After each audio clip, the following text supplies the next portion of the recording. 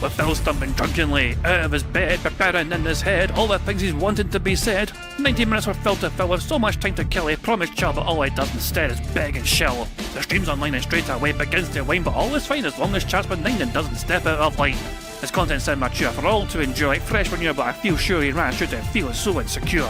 The money earned from yesterday was withdrawn and long gone, as Phil's spending impulse is always set to stay on. His support is also slow and stays so low and fails to grow. You never know, the show may turn into an easy bingo. We're ticked off across the board, we charge the war because the score can't be ignored. Just how much DSP makes us all feel so bored. To help us fight or sleep and try to keep alert to watch it creep, we play bingo while Phil will bitch on why his sheep are also cheap. While DSP is chasing green, we're seeing green across our screen as Phil's routine predictability rivals our soul machineers. Norton, burping, leaning, ban it matters not if Andrew fanners chatters can't see if others make him feel less of a man. Takes a drink and slaps his leg before launching into a bike, pretending there for bills when truth is there to buy a wrestling JPEG. Talks about his shitty life of clawless cat and fatty wife and all his strife while forgetting that tits are well and they were right. With drama he will react, but as an actor it's a fact as he rehearsed to be exact in how he felt he was attacked. Pre-stream's nearly over and a win is in sight, with little white despite Phil's delight that tits were not light.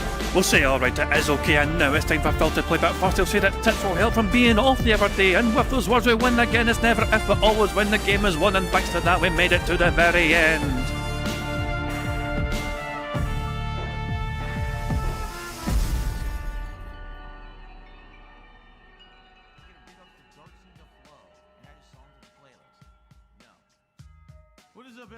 Hey guys, King Jet here, and welcome back to DSP Bingo. What is today? Friday, the 5th of June 2026. Thank fuck it's Friday. Oh, it's been a brutally long fucking week.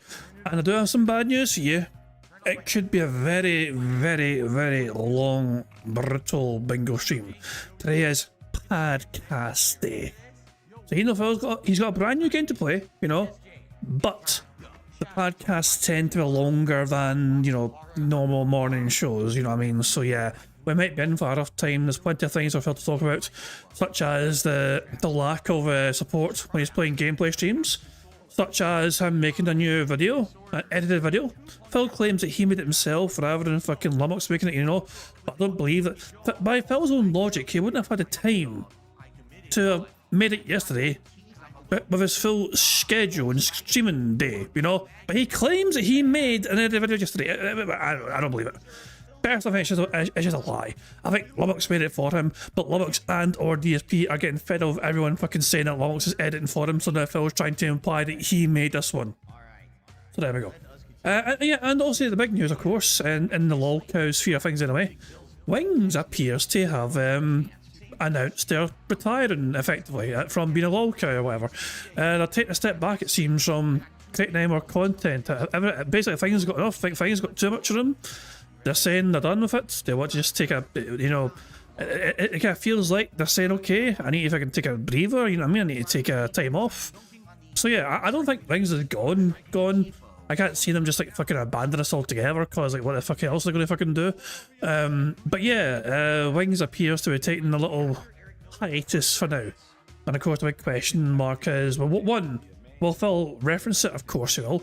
And two, what will the Wings trolls fucking do in the absence of their lol cow?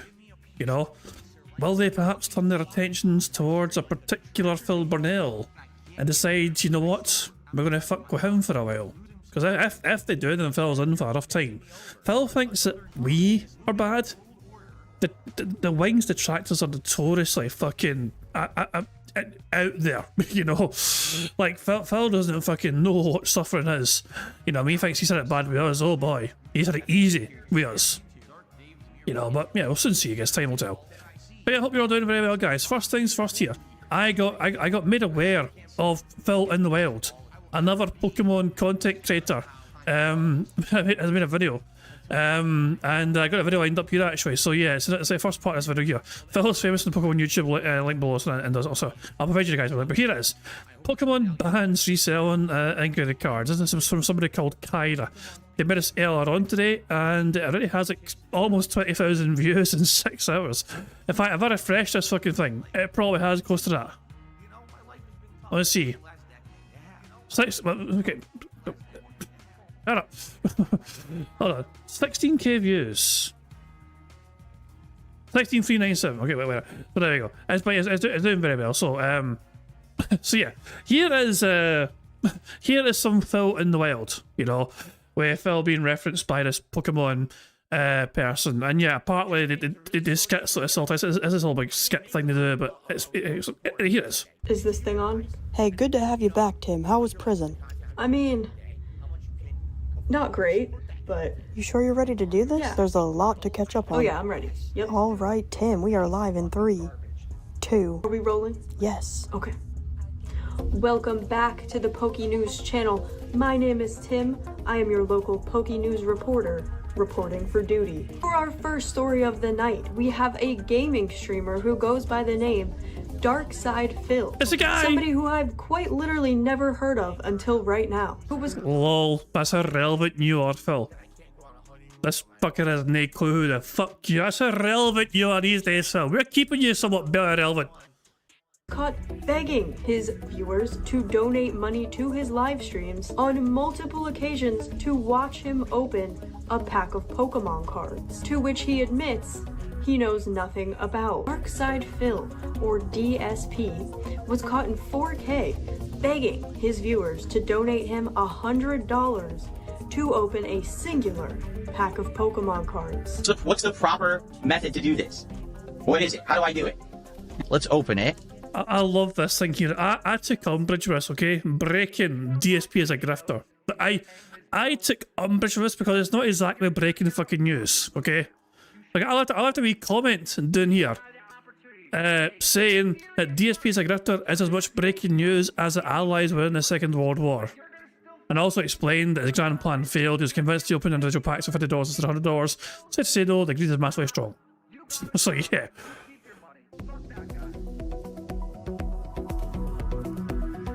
I actually can't open it. What the hell? The question is, what do we do then? Do we do it based on if someone gives a lot? Like, let's say someone does $100 contribution. Is that instantly we commit to opening a pack of cards then? Which he was also planning to keep. Yeah, this isn't even like a rip and ship situation. He just wanted to be paid to open packs on camera. This was more of a rip and pay my rent situation. Truly off to a degenerate, down bad start here. What has society come to? I already miss prison. Pokemon vending machine. So that's the end of the. So yeah, that's them. Not a rip and ship, but more a rip and pay my rent. Exactly, it's pretty well summed up. You know, there we go. Rip and pay my fucking rents. You know. So yeah, big ups to Kyra. I have no idea who they are, but they covered Phil. You know what I mean, and yeah, got them. So fuck it. If you guys want to see this for yourself, I'll share the video. So copy, and I'll show you guys a link to the video in the chat here, so you guys can check it yourself if you want to. So there we go. Good stuff. We have a stop real competition. We'll come back to it very soon. So yeah, well done. Okay, Dipper. You email me. Dipper, okay? So yeah, I don't know if you've seen the community post that I made. I included your name, I included your YouTube tag, you know? So you email me. You email me. Check the community posts. You should have been tagged. Your YouTube should have been added. You should have a notification. Because I'm trying to get your attention. Because I might be sending you some money potentially. You know, I'm just fucking saying this, but it's a possibility. It's a possibility. Okay? So so yeah, I'm just saying. So let me clarify the situation, okay? Just to be clear, okay? Okay. You came fourth, okay? Your marble came fourth at the end of May. We had a big end of month marble race. You were not first, second, or third, you were fourth, okay? So there's a chance you can win a prize, okay? Currently, as things stand, I have not heard from first place, and I've not heard from third place. Bacon Pancake was first. Sticky Man was second. Disco 23 was third. I've not heard from Bacon Pancake or Disco 23. So as things stand, if you email me, you might get a second prize, okay? So yeah, it's in your own best interest to get in touch with me, behind the scenes, and all that jazz. So there we go. I mean, I'm not saying it's a guarantee. If I start, Bacon Pancake and Disco 2 3, they still have time to get in touch with me. But there's a possibility if they don't get in touch with me in time, you might get one of the prizes instead. So there you go. I've been looking out for for the possible runners up in case they would do something. So there we go. But welcome back. Yeah, welcome back. Sorry to sound like a bit of a fucking grilling interrogation. I've fucking seen you like, you Yawiba, you stay there, wait. I want to word with you. You email me, Yawiba. I made a fucking sound very fucking like serious, like fucking like, hey, fucking put you in a spot with it. No, I'm just, I see you in the air, I thought, you're the fucking people I'm looking for, so there we go. But I explained it in the community post as well, to be fair. I mean, for the end of month Marvel stuff, so yeah, you'll see what I mean if you look at that as well. And there's also instructions what to do. kindjadvcmp@gmail.com, that sort of thing, but the details are in the community post. So there we go. But welcome back, Dips. Yeah, welcome back. So anyway, the Bad Man's Awakening party. Oh yeah, the Bad Man's Awakening stream is now rolling as well. It's all live, not jazz. No microphone on yet, but we might not get one. Who knows? Anyway. So, Sunny should have set her on. And so, again, there was tons of people on the stream. We had a good time, but support. I don't know what happened. So here's what happened. There you go. That's pretty much that. Now, I had some problems with fucking tweets because I can now show Sonny exactly what I mean. Okay. One of the first responses to this tweet was from Pixar. Okay. Who says, I'm close as to why he posted this. Let me clue you as to why he posted this. He's retarded. Okay. You click on this. Okay. And you scroll up. Unavailable. You know what I mean? Which is strange, you know what I mean? And obviously the original tweet as well did tag like a whole bunch of us, you know what I mean? Including me, you know what I mean? Broside Phil, Kino Casino as well. But like, if I go to my notifications, this video doesn't show any notifications. So yeah, I'm not sure what was happening with Sunny. I don't know why it was happening, you know what I mean? All I know is that that video did its best to get hidden and nuked and buried for some fucking reason. So there we go. But yeah, I was scrolling through things to kind of show, and obviously I'm always looking for things to kind of show up before we fucking start playing bingo tweets and like fucking videos and all that jazz. And I was going to do this, but I was going to share Sunny's thing and I couldn't find it. So I was like, hey, where the fuck did it go? There you go. Some breaking news here. Anthony Head has passed away. Anthony Head, I think most well known from like their role in Buffy the Vampire Slayer. That guy, so this actor here. So yeah, I'm not too sure what their what their kind of roles were elsewhere. I mean, but yeah, they were a very familiar face and what was a very big TV show at the time. You know what I mean? It was a time ago, not you know what I mean. But they appear to have passed away, so that's a shame. Marcus Shaughnessy saying, King Jared, hope the button is fired up and ready to press as the Batman's going to make the Wings news all about himself. I mean, I don't own the nuke button, remember. You guys are basically in charge of the nuke button. I just then fucking let you, put it this way, you guys have the keys to it, and then I let you guys determine whether we fucking press a button. Like, I have a button, but it does nothing. You guys have the key, and then you guys determine whether we fucking press or not, so yeah. But who knows, though, because yeah, he's definitely going to fucking make Wings all about himself, absolutely. But hey, I just said then. So anyway, that's that. Okay, so Bob Starsky felt like going down a trip to the memory lane here. One of my favourite underrated clips of Phil was when he loses at NBA Jam, an IRL event, and he's absolutely seething. All Panda Lee jokes that he failed her. He couldn't walk away any faster. There's a few things to unpack from this, okay? There's a few things to unpack from this. Oh no, sweetie. Oh no. twice. I guess I did pretty good. Oh no, you failed me. You failed me. Sleeper sofa. The rest of the trip. Sleeper sofa the whole rest of the trip. I'm gonna find out how many points I got. Yeah, let's go find out. A couple of observations from this old classic clip, you know. So, Oh no, observation number one. sweetie. Phil, the sportsman that is, wasn't going to bother shaking this guy's hand. The guy's waiting for it. He's got a hand out waiting for Phil to fucking do the whole good sportsman thing. Phil had to get prompted basically to shake the guy's hand after the match. Oh no. You know? So yeah. Phil's supposed to think was just stand up and then all of a sudden excuses come flowing out of him. Playing the game twice. I guess I did pretty good. Oh no, you Yeah, and also Brianna as well, saying, the sleeper sofa. The sleeper sofa thing got a laugh from people around him. failed me. You failed me. Sleeper sofa. The rest of the trip. Sleeper sofa. That got a laugh from people around him. He is pissed. He just wants to go like that. Let's find out how many points we got. Let's go. The whole rest of the trip. I'm gonna find out how many points I got. Oh god, Michael, hilarious. When was this? It was 2013. So this is Phil at some sort of IRL event in 2013, you know? So there you go, 2013 this was. So that was good, yeah. So nice little blast in the past, tripped in memory lane here. So going from blast to the past to yesterday, you know? We find ourselves here again. The consistent pressure push before and on, we'll have to drop something to save the night. Well, guys, I mean, I got an honest question for everyone. Are you guys getting bored of this game?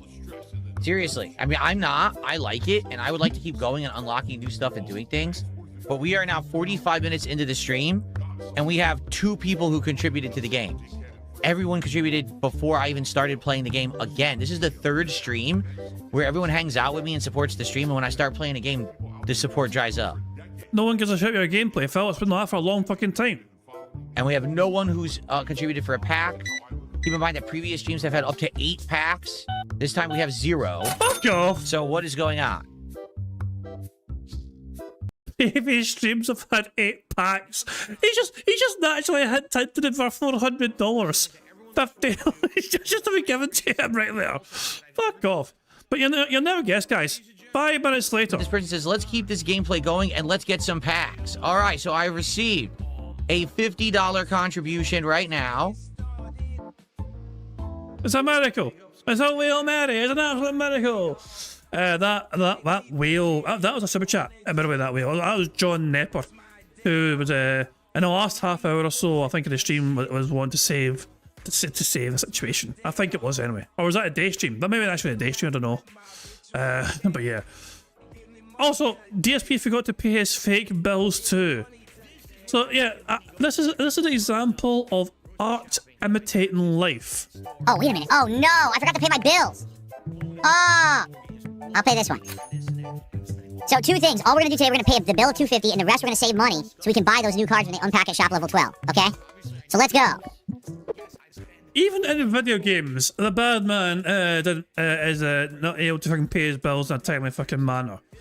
Now, of course, I'll say there is something, you know, he cannot force his shop owner character to beg his customers to give him more money to support paying his bills. You know, Phil said he can do that, but he hasn't got the power. There is no prompt in the game for Phil to beg to pay his bills.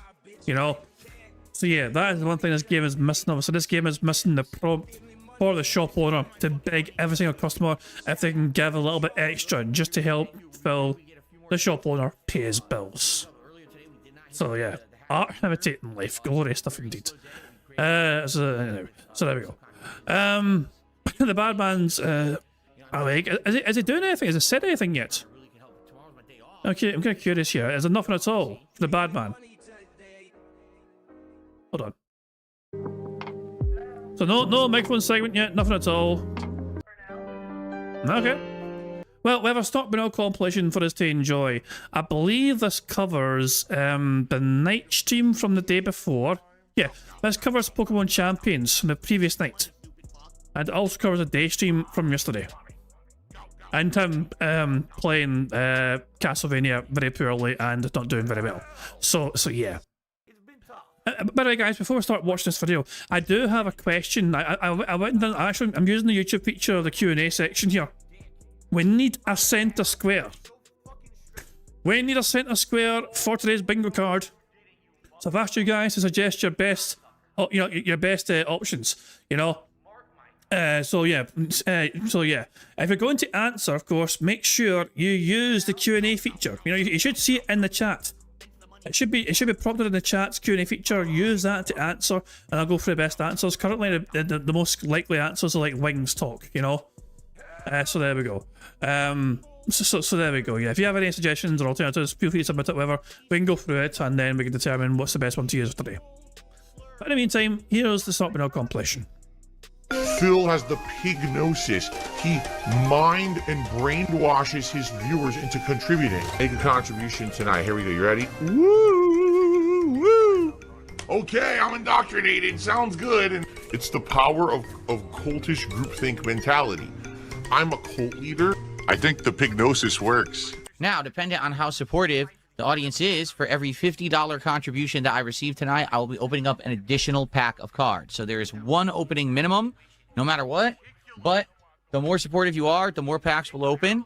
I'm excited. So far, I've opened 4 packs. Who fucking And cares? I got a couple nice-looking cards. Nothing crazy yet, but some nice-looking ones. And I'm looking forward to more. This is the box that apparently actually does have really high-value cards possibly in it.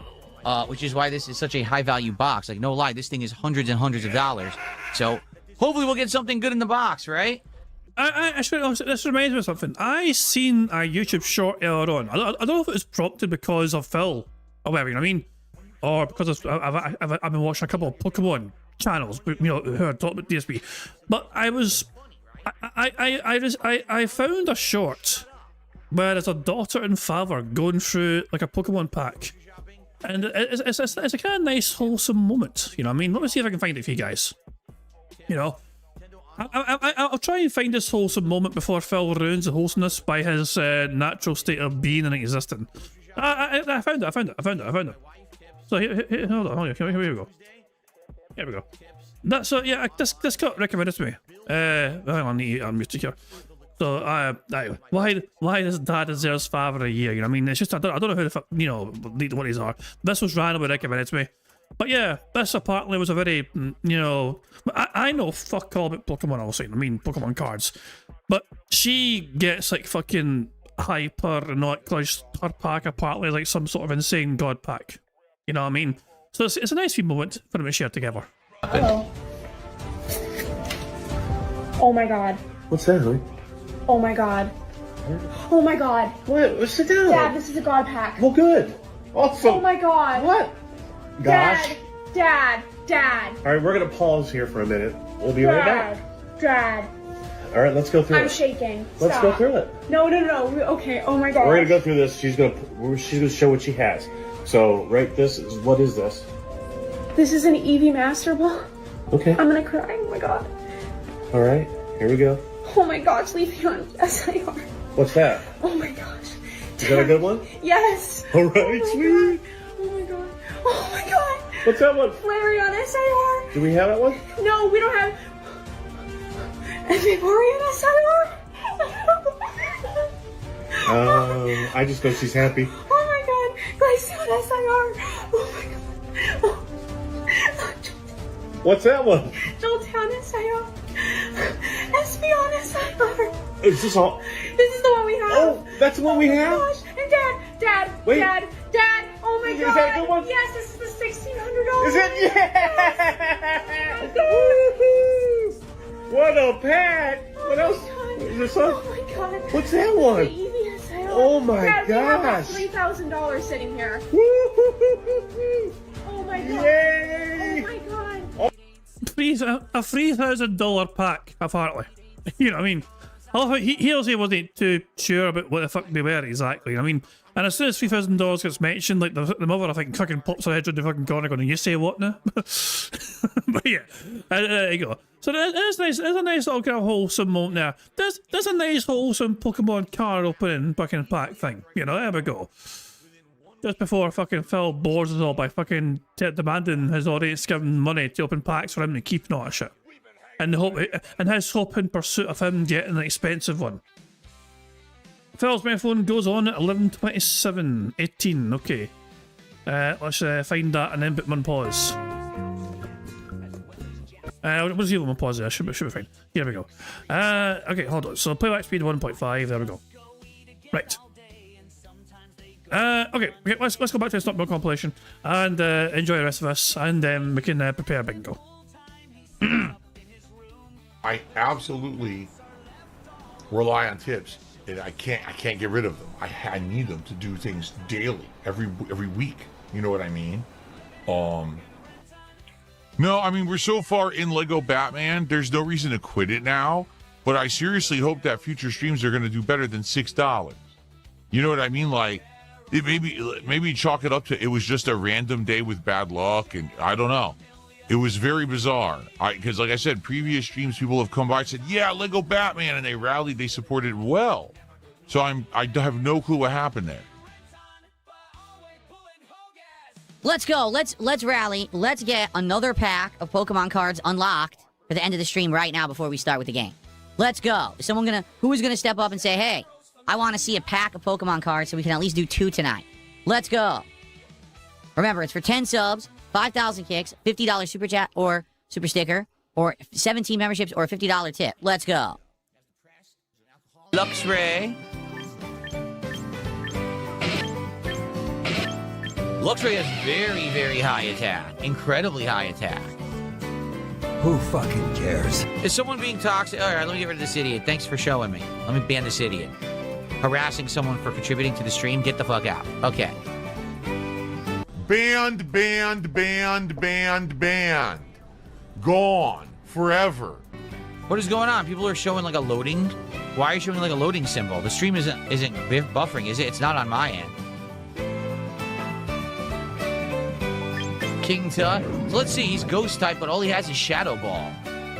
I don't know. It's taking too long. I agree. This takes too long. This is what I mean about a game like this. Like, how long are you going to sit customizing your Pokemon? You just want to play. But then I play and I lose, and everyone's like, oh, it's because you didn't customize your Pokemon. Then I go to customize the Pokemon. Everyone complains, oh, you're customizing your Pokemon. This is boring. So it's like a lose-lose situation. It really is. Does it really matter, right?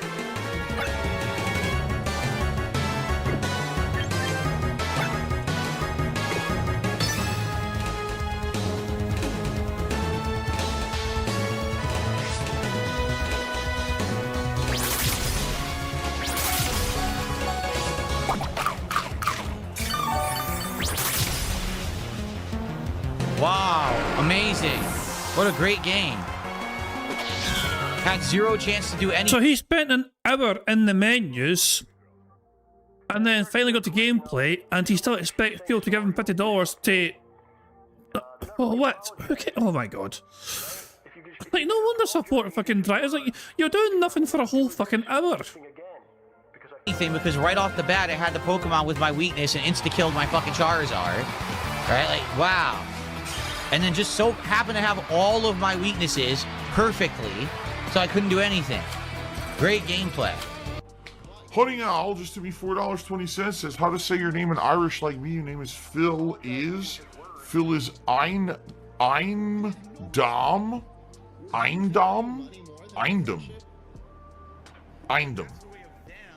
Oh, I don't even know if that's how you say it or not. We only have 1 pack right now of Pokemon cards that are going to be opened at the end of the stream. This was the freebie pack. If someone contributes $50, we'll open another one. If you do $100, we'll do 2. Okay? But I would like to open more than 1 pack of cards tonight, so please support Pokemon if you like Pokemon content, and I'll keep it in the rotation. Now, in addition to that, earlier today I had an incredibly slow stream of Lego Batman for no good reason. I don't know why. So I'm trying to have a good stream. So please support Pokemon tonight. Let's go. I want to say thanks to those who have so far. We actually got some decent kicks on Kick tonight, some subs, a few small tips. But it would be great to start getting some support. We got no memberships tonight. Our biggest super chat is $2. So let's go. Let's get a big super chat to open a pack. Let's get a big tip to open a pack. Let's go. Give me your money. Give me your money. Coming to work today. When I used to play a game, man, I gotta find a way to make this boring ass fucking game entertaining. So I just gotta make stupid sexual comments the entire time I played the game.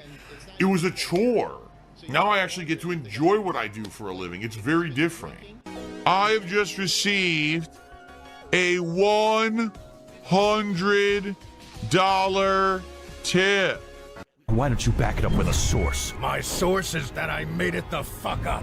Thank you, whoever that was. There's no name associated with it or message.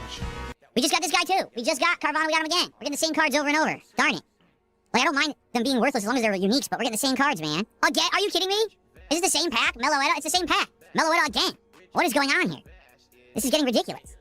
I already got this one earlier today, the jumbo ice cream. Another, all dupes. We got a reverse hollow Yamper. They really want me to have the most amount of Yampers possible at this point. Reverse hollow Al Creamy. Again, we have like 3 of this card. It is a full art. Holy shit, wait a minute. No, it's just a 2-star. Oh. Here we go. $2.96. $2.96 Megalopunny. It's a hit. You fell for it. Congrats. You fell for the marketing scheme. I don't have a marketing scheme. I never have. I just play games. I'm here to play games and have fun. I'm not here to be a whore. All right? I'm not here to beg you for money. Even though I will mention maybe on a daily basis that you can subscribe to my Twitch channel, I'm not going to sit here and beg you for fucking money. I'm not going to stop playing a game and have everything come to a grinding halt to say, oh, gee, thanks, Jose Cuervo 527 for subscribing. By the way, if you're watching this on YouTube, you have no clue what the fuck I'm talking about, and you're probably incredibly interrupted by me mentioning it. It's preposterous. Again, think about the kind of person who would stop what they're doing completely and totally ruin their content of whatever they're doing in the moment to just call out to someone who sent them a buck. In bingo land, we call that a derail. And we strongly encourage derails because it fucking breaks up monotony. That is you, Phil. You know what I mean? Wow, thanks for $1. You know what? You know what those people should say instead of the stupid sound effects they play on their streams or stopping and saying a phrase? Here's what they should say. Gee, thanks for the money, dummy. Thanks for the money, dummy. That's what it should just play. Because that's basically what they're saying. Gee, thanks for getting your stupid name grab, you moron. Thanks for the dumb money. You know, instead of watching to play the game or for the content that I'm giving you, instead you're doing it to get a stupid shout out. So thanks for the money, dummies. That didn't age well, did it? Tomorrow, everyone, what are we up to? There will be a DSP morning show. It's going to be a more chill show because I don't think we have anything to react to particularly this time around. If there's any leftovers of things that I did not react to this morning from State of Play, or if there's other new trailers that came out that I haven't seen recently, this would be a good time to suggest them on tomorrow's morning show. And then tomorrow we are doing a major stream of Castlevania Symphony of the Night on that first stream. So I hope you'll come back and see major progress in Symphony of the Night, the classic. All right, and Cal talking completely out of their ass. He says, oh, but when contributions are low, you switch games. I've never done that ever. When have I ever, in the middle of a stream, said, well, contributions are low, let's switch games. And now you're permanently banned. So Mac360 did a $5 super chat and says, Phil, I'm convinced you hate every single game out there and you resort to easy mode so you don't embarrass yourself. Good creator if more transparent. I publicly show everyone what difficulty I play games on. Like literally every single game that I play, I show you when I'm booting it up. And you see what difficulty I'm playing on. And I don't always play on normal. I always either play on normal or hard. I never play on easy. I mean, notably recently, like, I'm trying to think of what games recently I played that had that setting. Mouse PI for Hire we were playing was too easy and I put it on hard. We played it on Super Sleuth. Yeah, I don't know what the hell you're talking about. Like, I could understand if, like, I booted, every playthrough I started in the middle of the game, I literally boot the game and show you the options as I start my first video of any game. And I show you the difficulty I select, and it's never easy. So you must be living in some kind of a parallel dimension. Like, I appreciate your support, but literally you have no idea what you're talking about and you've just publicly embarrassed yourself.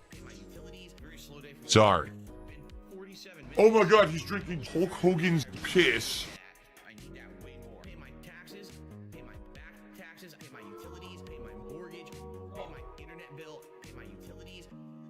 Oh, my body is sore. I'm working out all week, 4 straight days. I'm actually going to take a day off today from working out because my You cannot spell working out without gout. body is sore.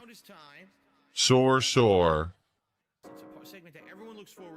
Let's go. Let's get support for the Why would I lie? I imagine it's like breathing for you. classics. Let's get support for Symphony of the Night. You guys have told me you're really enjoying me playing the game so far. I'm loving it. But let's get support for the game. All right, I'm doing it as a major daytime stream today. This is the longest I've ever played it in one sitting. We're going to play for 3 hours. So please support this stream. Let's go. The tip. Shut the fuck up about the tip.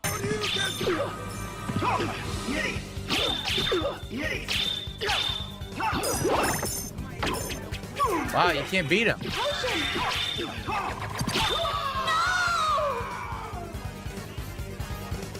What a waste of time. I guess you can't fight him yet? You couldn't hit him at all. The audio is already desynced? There's audio is already desynced. Wow, we just started the audio desync. Okay. We're at $46 of support with 2 hours left of gameplay, but I mean, let's be honest. Yeah, that's pretty slow. Obviously, I was hoping for it to be a better stream. For a $50 contribution, at the end of the stream, I'll open up a pack of Pokemon cards. I'm not saying that we have to do that. It's just a thing that I'm doing now. I mean, I've said this time and time again. Isn't it hilarious? The difference between a good day and a bad day is the generosity and benevolence of, like, one person. Like, if one person wailed out, Phil wouldn't be saying it was a fucking bad day. Like, that is literally the difference maker for Phil, having a very good stream or a very bad stream. The kindness and generosity of one singular whale. And it's just, I'm honestly, man, I am so fucking glad. As I said, like, I am so fucking grateful. I don't have to worry about doing this as a fucking, like, job. I would actually hate, I think, to try and do YouTube full time. I know a lot of, like, younger people like love the fucking idea of being a fucking professional YouTuber. I think the stress of that shit would fucking get to me. You know what I mean? If you're fucking constantly looking at the fucking metrics and try to fucking think of what's going to fucking good thing that people want to see me do, whatever, and what will bring attention in here and all that shit, that's all that stress would fucking drive people mental. And we've seen that, actually. We've seen that in people, you know? But yeah, I'm so fucking glad this is just for fun, you know what I mean? It's a hobby, whatever, you know what I mean? It's thank God. But it would be great to get support for the classics. So let's get some support. Let's get our first, well, I guess this would be our second sub of the day. Let's get some more kicks on kick. How about a tip? You know, right now, our biggest tip is $1.50. So let's get some support, all right? Seriously, I love this game. It's awesome. But I do need people to support the game. So hopefully you will. All right, when I come back, I would love to have some shout-outs to do. Okay, guys, thanks. I'll see you in a little bit. More Castlevania coming. In the meantime, have some music, and I'll be right back. Voodoo Dr. Cheers said, have you ever been in a fist fight? No, never in a physical punch you in the face fist fight. I did fight a couple people when I was younger because they were trying to bully me and stuff when I was a kid, but no, I haven't been into a physical fist fight as an adult. No. Please don't hit me, Jaha. I'm an alcoholic.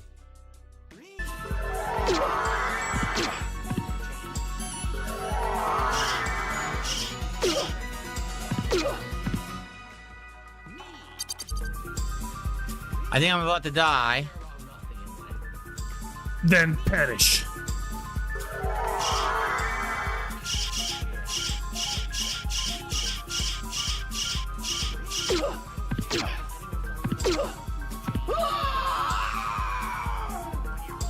You can't do that yet. I can't see.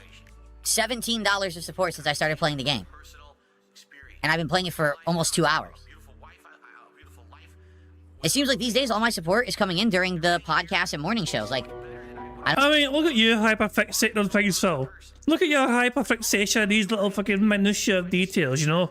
You ever go to detractors for their hyperfixation and things when look at you fucking auditing your fucking own fucking viewers as they're trying to just watch someone play a fucking video game? And you've paused the fucking game to bitch and whine and moan about them not giving you more fucking money. I don't know, man. I don't know what to tell you. I like the game. I love these classics. People have always asked me to play this. So if you do like this game and you want to see me continue it and keep going and do the full run, please support it.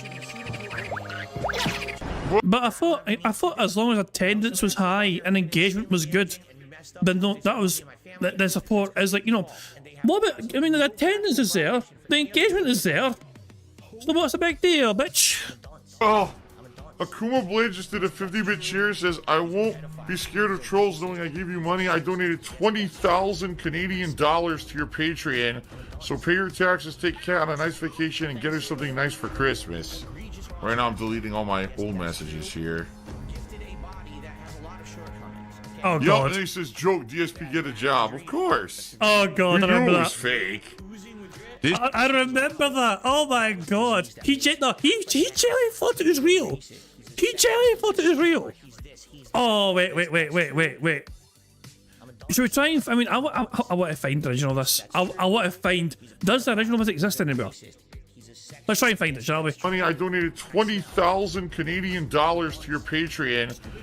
It's a Patreon thing. You know, hold on. Where do you pig go this?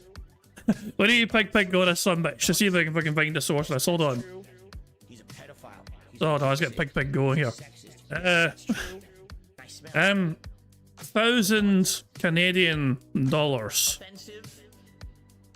Ah, come on, dude. 1,000 Canadian.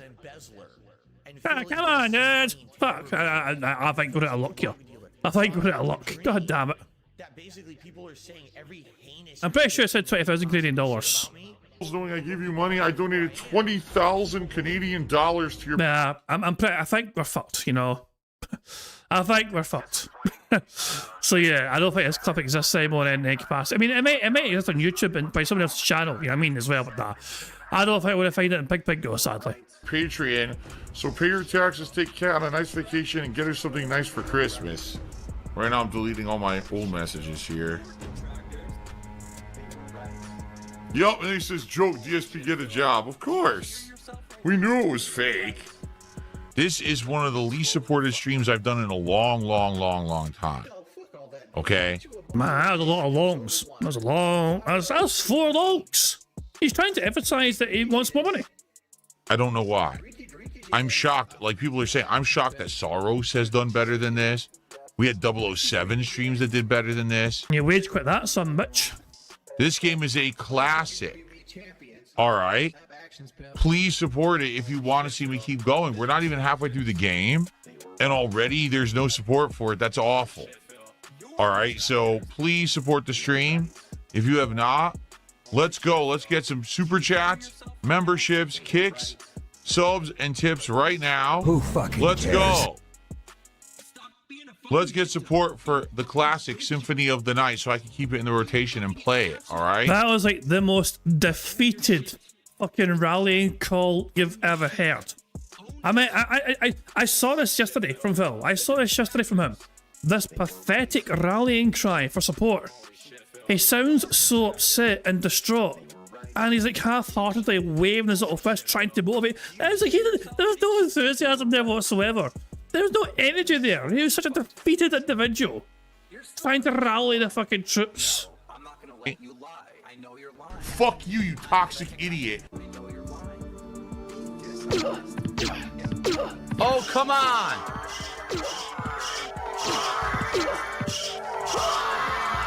I got fucked. I don't even know where I saved. I got fucked because you don't know when you're missed when you turn to human where you're gonna land. I got fucked completely. Skill issue. Because if you don't experiment, you would never know where you're gonna dematerialize and turn back into the person and land. So I was slightly to the left and I got completely fucked by it because this game has infinite comboing hits, which I think is annoying. Like there should be like hit, what's it called? Hit stun recovery. Well, John, John just did a whopping $50 super chat and says, keep the game alive. It's This came within the last half hour of the stream, by the way. I've never run into this thing before. What is it, a money creature? Yeah, look, it's a money creature. It just throws money around. What the hell was that?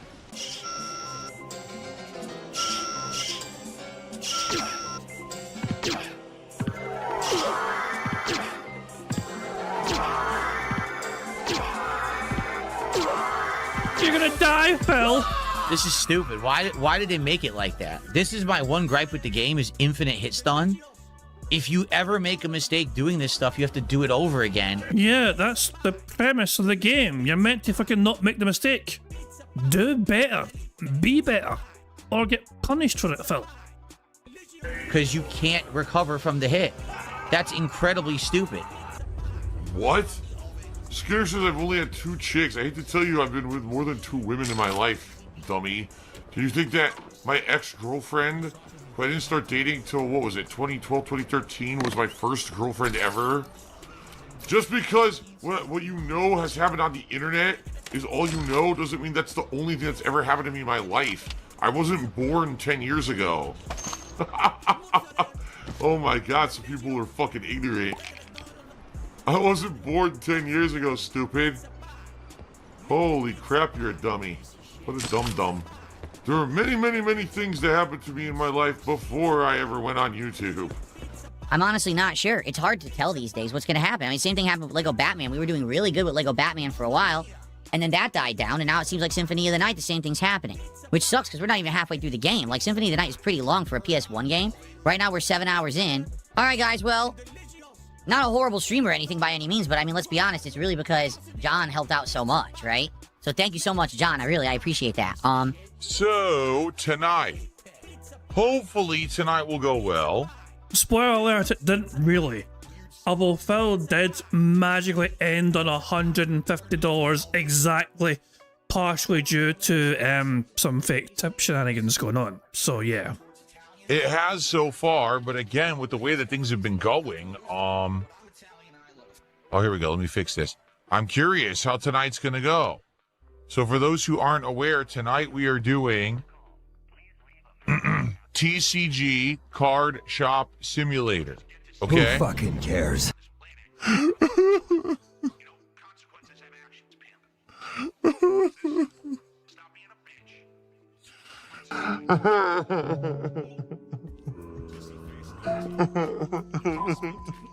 There's still this back here. And it's still in the back of my neck, the back of my head, the back of my mind, and it's always telling me. It's WWE Champions time. I love it. I love it. Well, fucking love it. It's funny you mentioned John Doe and Jane Doe. As soon as you mentioned that, it reminded me, there's a level in Hitman. I've been playing Twitch Hitman lately. This is how I know I've been playing Twitch Hitman lately. On one of the levels in the Hitman game, there's a level in Argentina, okay? Where it's like a fancy sort of some sort of party going on, okay? And there's a couple of nameplates on a table for reserved guests. One for John Doe, one for Jane Doe. So yeah, I've been playing Hitman too much, like. So there we go. I see John Doe and Jane Doe, and I thought, yeah, those are some table names on the for reserved guests, for the big fancy meal. Yeah. Sorry, I don't play that game way too much, but there we go. Anyway, yep, WWE Champions time. Hooray! Fantastic, good stuff indeed. Well, fucking love it. It is time for us to start playing some bingo now. Time for us to turn our attention and our focus to bingo. Before we even begin, I want to show you guys a screenshot of the chat before Phil went live properly. So, I'll say, Phil was meant to be away at the bathroom at this point in time. And somebody said in chat, DSP doesn't wash his hands after using the bathroom. And Phil responded after a minute saying, no flab on my arms, bitch, lol. So, yeah, make of that what you will. He didn't deny it, He didn't have to fucking deny the situation, But again, I'd be impressed if Phil can fucking even aim properly, you know what I mean? Like, it's just, it probably goes all over fucking place knowing him. And poor cat's gotta clean up that shit. But there you go. Less I think about that, better. But it's time for us now to start playing. So, oh shit, I forgot to set the fucking. Hold on. I forgot to do something. I forgot to set the window to capture the... There we go. There we go. I knew I was getting something. But there we go.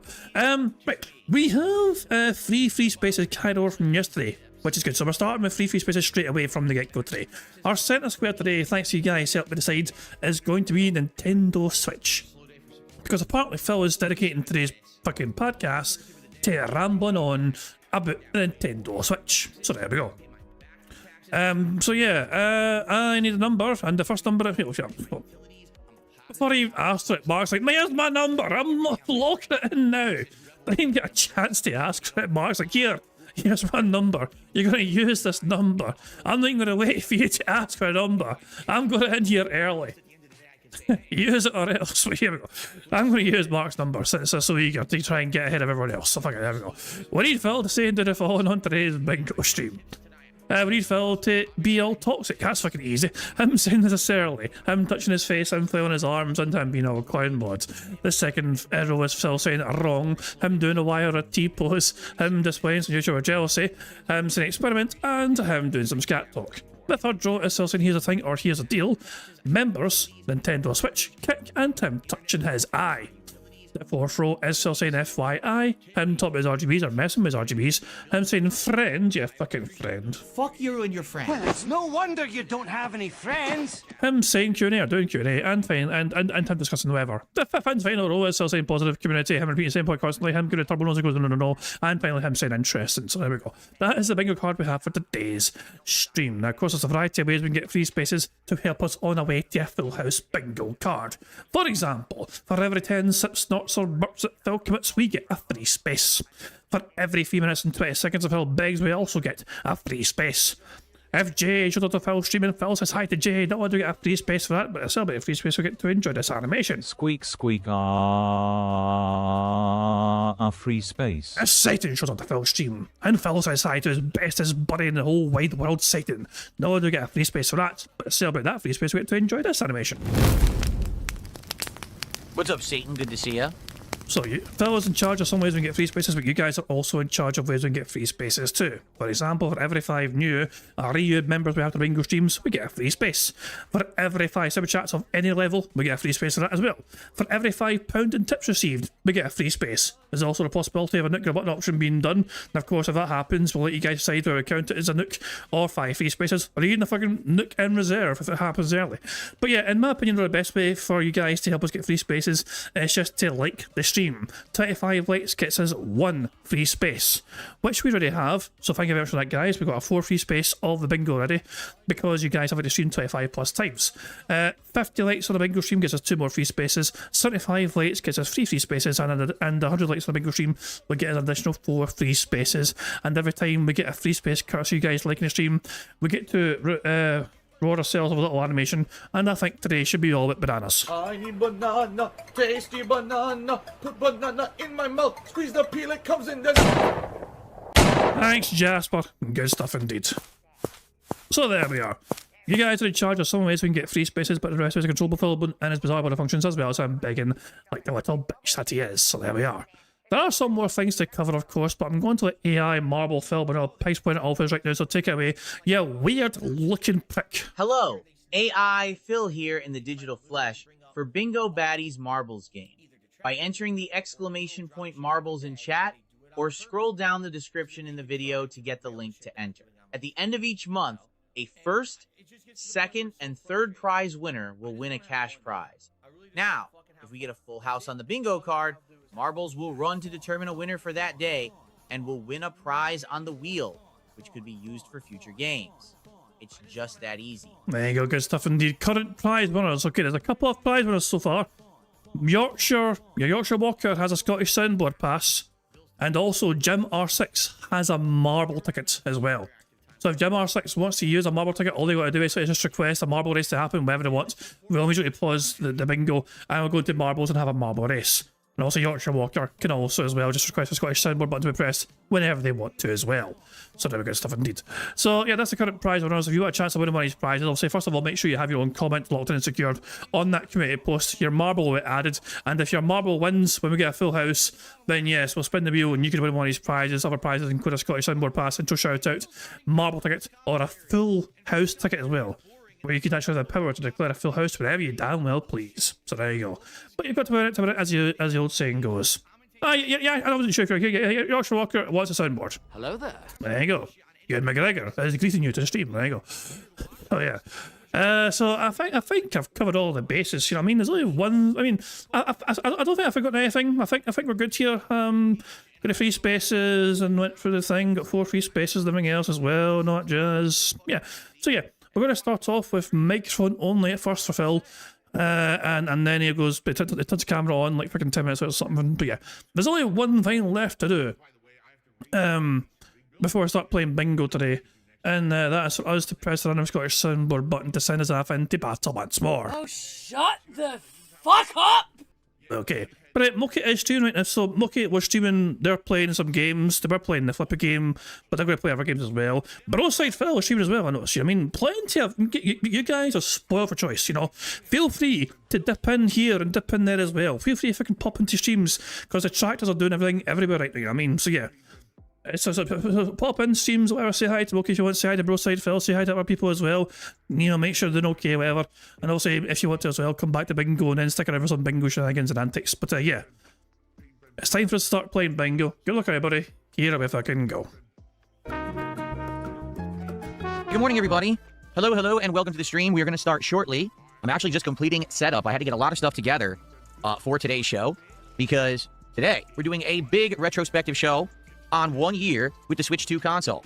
That's right, today is officially the 1 year anniversary of the release of the Switch 2 last year on June 5th, 2025. So what I'd like to do is review everything we've done with the Switch 2 in the last year. You know, the games we played, the big exclusives, the games that weren't exclusives, but we still played on the console. Talk to you about what I think about not only the console, but its controller and more. And then tell you if I think that it was all worth it, okay?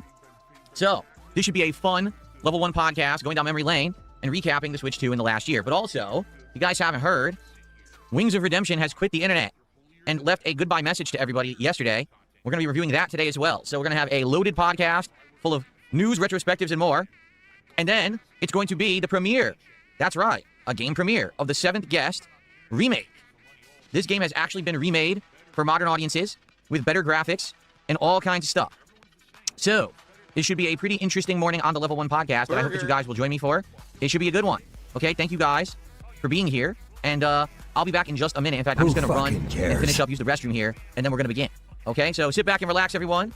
I will be back shortly, and it will be a week-ending episode of the show. Thanks for being patient. I'll be right back. Load of shit. And then, fucking, he talks to his chat a minute later about fucking not washing his hands. So yeah, that was a fucking quick piss break, I guess. Sorry, I hadn't been yet, who knows. But yeah, the camera goes on at 11:37 or something, doesn't it? Yeah, 11:37, I think the timestamp was. Oh, here we go. He's abandoned the shirts. He's just sticking to t-shirts. Maybe he's trying to emphasize how nice the t-shirts are. Phil has been getting some better support lately, you know. And so where's that money going? And invest in a whole bunch of fucking more clothes that Phil will not really need. He doesn't really need them, but he fucking wants it because Phil loves to spend money. If he has money, he has to spend it immediately, straight away, and all things possible. I genuinely think that Phil, maybe he's fucking so isolated and devoid of human interaction that he fucking treasures the fucking delivery man coming every single fucking day. You know? Maybe that's what it fucking is. Who fucking knows? But yeah, it is a very slow day for Phil. If he's not getting a delivery that fucking day, then he's fucking struggling that day. He's got nothing to look forward to, you know? That little euphoria of getting a fucking gift to me from me. So there we go. Anyway, this is what this fucking dumb bastard is fucking rocking today. Holy shit, man. Oh my god. Anyway, we got three things ticked off straight away and we have 4 free spaces as well, so strong start to the bingo card, but here we fucking go. Good luck, everybody. What is going on, everyone? Guess what? The week is over. I know, can you believe it? Just like that, 6 days are gone. But it's not over yet. It's Friday, and that means it is time for a week-ending episode of the Level 1 podcast. And on today's show, we will be doing something special, something cool. Today is the 1-year anniversary of the release of the Nintendo Switch 2. And because of that, I will be doing a special segment on the show, my 1-year retrospective with this console. What are my thoughts on the Switch 2? What games did I play in the last year? What about the Joy-Cons? Was it worth it? And should you get one? You'll find out if you tune in today for this special segment. But in addition, if you're not aware, last night on social media, Wings of Redemption retired from the internet. What? Yeah. Well, we're going to read it together, and we're going to talk about it and respond. Plus, updates on all the game playthroughs I'm doing, updates on Pokemon unpackings, and more. It's going to be a great show to end the week. I'm also excited because guess what? Today is a new game premiere of the 7th Guest remake, which we're going to be doing after the show. So, it's a good one. Sit back and relax, ladies and gentlemen. It is time for a week-ending special edition of the Level 1 podcast. Pile of shite. I was tempted to tick off clown mode there. With his little fucking staring into the abyss thing where he's fucking mentioned wings, but not yet, nah, not yet. Too easy. I'm sure he can clown up more than that. But here we fucking go. God help us all. It's going to be a rough one. Alrighty, everybody. It's time for the Level 1 podcast for Friday, the 5th of June, 2026. Now, before... By the way, if we get fucking too bored of the bad man and it gets too insufferable, I am willing, okay, to fucking interject some... We have otters on standby, for example. You know? I mean, who doesn't fucking love otters? If they ever show up to the fucking... There you go. Aye. But as well as the otter breaks, I could do a wee random, like, gameplay break, you know? To get, you know, we could do a wee random marble... We could try and complete that bastard in Marble Course, so I could fucking play a random game of Rocket League just to fucking, you know, give us a little breather from the bad man. You guys can fucking tell me how bad I am at playing Rocket League or whatever, I don't know. But yeah.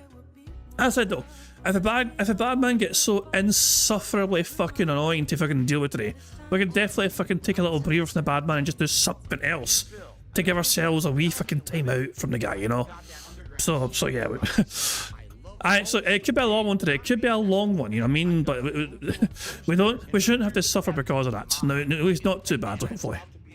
Before we jump into anything, let's address the elephant in the room. Yes, I am well aware that today is Summer Game Fest. There will be a huge, big show this afternoon, starting at around 1:30 to 2 p.m.-ish Pacific time. If it's anything like normal Summer Game Fest, it's likely going to run 2 to 3 hours long. I mean, the thing is usually very bloated, okay? And you might say, well, are you going to live react to it? Are you going to do any content about it? Well, the answer is yes, I am going to do content on it, but not today. Because the last 2 years, I live reacted to Summer Game Fest. It was a huge flop. People did not like it. They showed up, but did not engage, did not support. Ended up getting low views. It ended up getting demonetized because you're watching this licensed content with music in it and everything gets blocked or claimed, and it's just a waste of time.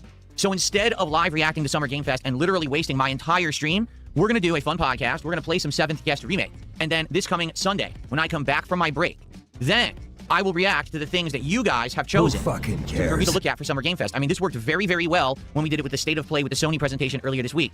Anybody care what this guy thinks? No!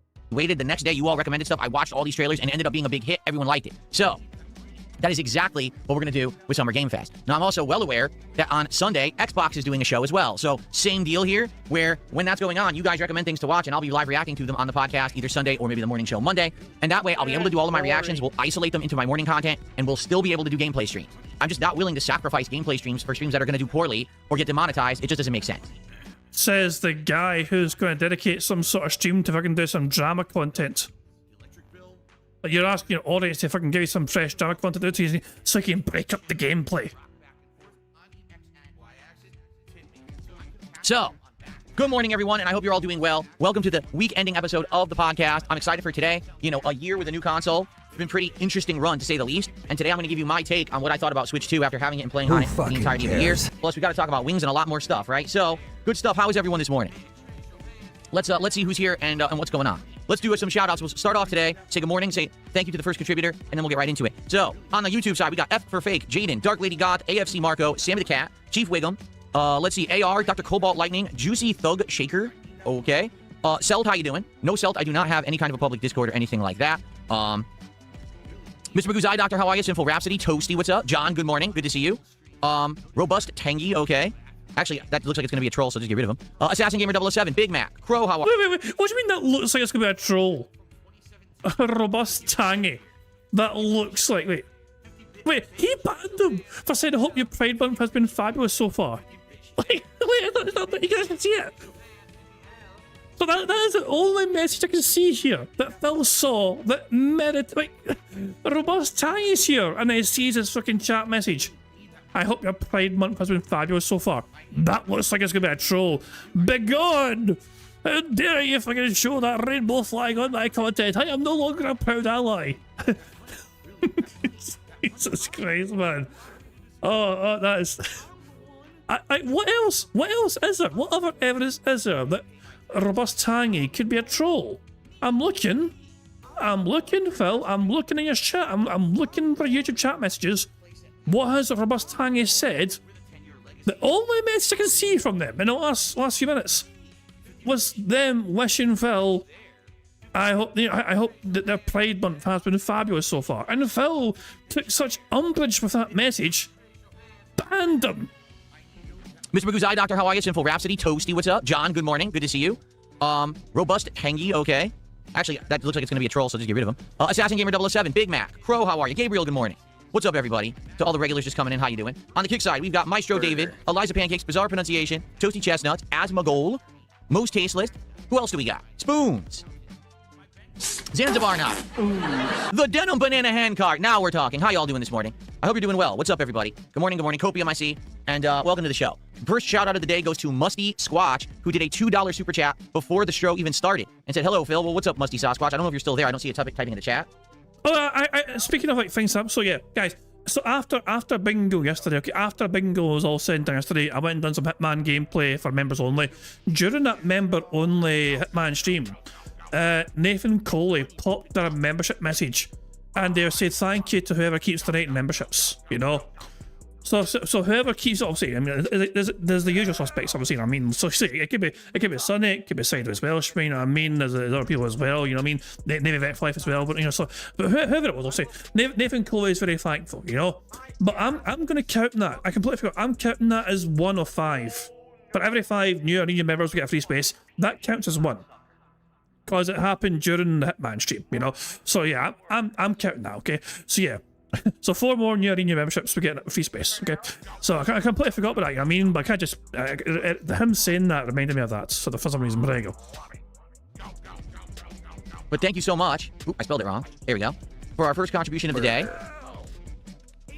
And I believe, since, you know, we're starting the show, let's get this out of the way now, shall we? First of all, let me get a sip of water. Time bag!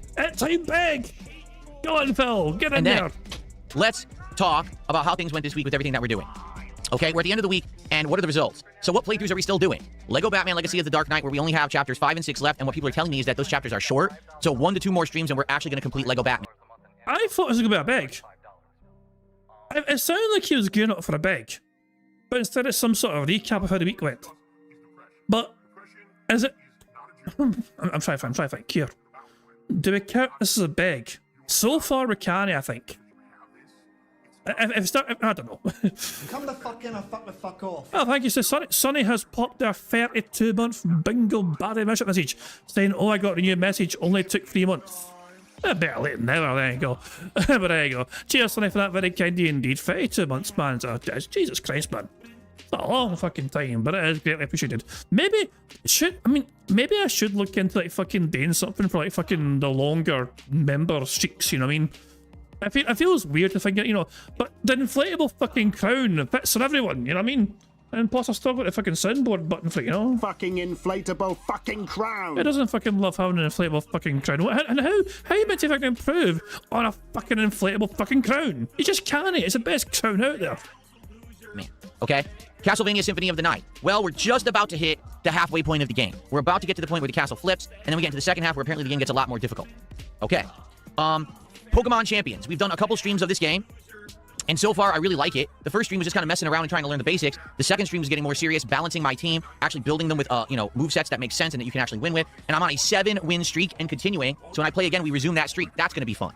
And then TCG Card Store Sim. We played this last night, and it was pretty fun and chill. You're running a card store. You're learning the ins and outs of how these card stores work. not only are you buying and selling basic new product, but also you are buying and selling and trading cards. You're actually opening packs, finding valuable cards, grading them, and then selling them or buying them from the people who come into the store. So it's very interesting. What the hell is that, Phil? This kick chat. Look at this kick chat thing. But also you are buying and selling and trading cards. You're actually opening packs, finding valuable cards, grading them. So, what triggers that? So if somebody, so Saucy Chestnuts went and typed in exclamation mark search, and that resulted, here are the results on DSP Gaming, and then it's just this big ass fucking link. Like, what the fuck? He's still not fixed it. He's still not fixed it. You lazy crap. Them and then selling them or buying them from the people who come into the store. So it's very interesting that you're basically kind of learning about cards as we have implemented Pokemon cards into my content, okay? So, all that being said, those playthroughs are all continuing on the channel, and it looks like Lego Batman will finish sooner rather than later, okay? It does. It looks like probably another stream or two it's done. And it's time for our very first flex of the day. Yeah! Thank you so much to Gaiga Woke for getting the flexing going today. Thank you, Gaiga Woke, for starting us off nicely there. I appreciate that. He says, rested. I see that as Giga Woke, but whatever. Peace, Wings. Yeah, it's unfortunate what's going on with Wings of Redemption. We're going to talk about it together. We're going to see what he had to say about it and go from there, and I'll give you my honest reaction about all of it, okay? Cool. Who fucking cares? I also got a $2 anonymous tip, and this guy's talking about turds. That's pretty disgusting. But thanks for the $2 anonymous tip. Regardless, I appreciate the early support. No, okay. I hope that has nothing to do with bingo, okay? I know we had scat talk on the bingo card, but I hope to God that nobody gave Phil a fucking tip relating to fucking shite to make him then do scat talk for bingo. I hope to fuck that was on the case. I don't think that's the case because we are 26 minutes behind DSP and bingo, I didn't know what the card was. No, there's no way. You guys wouldn't have known. I don't think it would have been possible to have known 26 minutes ago that scat talk would have been on the card. Because bingo, no. Okay, I'm okay, it's okay. Thankfully, no, there's no way. It's actually impossible. It wouldn't have made sense. When this tip was sent, we didn't know what the bingo card was. Okay, so there we go. There is no shenanigans afoot. We're safe. It was just some degenerate sending him fucking a tip to do a shite. We're here for the stream. Okay, I'm serious. He was talking about juicy turds or something. Like, okay, good for you. Thanks for $2. All right, so all those playthroughs are continuing now. For the most part, they're doing well. Okay, here we go. This part, we can now count as a big. All right, this is the part we count as a big. All right, so all those playthroughs are continuing now. For the most part, they're doing well. Even the playthroughs that have kind of slowed down, yesterday, Symphony of the Night did decent, didn't do great, but didn't do bad. It's a little disappointing when the first two streams did well, and all of a sudden you have a little bit of a slowdown.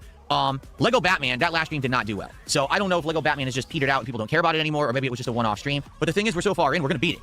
We're over 15 hours into a game. I'm going to continue with it, and we're going to wrap it up. I'm still having a good time with both of those games. We're going to continue on with them. I do hope that Symphony of the Night picks up, because I really liked it, and I want to see the second half. I've never seen the second half of Symphony of the Night when the castle flips, because back in the day when I played it 20 years ago, I stopped playing it at that point. So obviously I want to now get past that point that I quit at so long ago. So hopefully people will actually show up for it and support it when I play it next. As for Pokemon Champions and the TCG game, so far so good. Those streams are doing well. They're very heavily ingrained with the card pack openings of Pokemon cards because I open a free pack and then people contribute. Like last night, for example, with TCG, we opened 3 packs of cards. With the Pokemon stream the other night, I think we opened 2 or 3. I can't remember if it was 2 or 3, but they're doing well in that regard, okay? Now, what about Pokemon card pack openings in general, all right? Well, the first box of Pokemon cards, that was the Mega Evolution set, we were opening tons of cards a day. There was one day we opened like 10 packs of cards in one day out of the 36 that was in the box. But it always varied. There was one day we opened none, okay? No. But now we got the new box. No. Is he going to complain that this it's box so is down? called Phantasmal Flames, okay? It's supposed to be a much more valuable set of cards than the Mega Evolution was. So far, we've opened, I want to say 8 packs, because I think we're down to 28 packs left. So we opened like 8, no wait, we opened 12 packs, because we're down to 24. That's right, we opened 12 packs so far. So we're opening a rate of 4 a day, roughly, okay? But some days I'm opening a free pack for a TCG stream or a Pokemon stream, other days I'm not. Today, we're not opening any free packs, so if someone does a $50 contribution at any point during today, we'll open a pack of Pokemon cards live on that stream. So right now, during this podcast, if you do a $50 tip, $50 super chat, 10 subs, 17 memberships, I'll open a pack, okay? But probably today, I would think, we probably won't open many or any, because we're doing the 7th Guest remake, and we're doing fighting games today. I don't think there's going to be much incentive for people who like Pokemon cards to come by and see the packs open.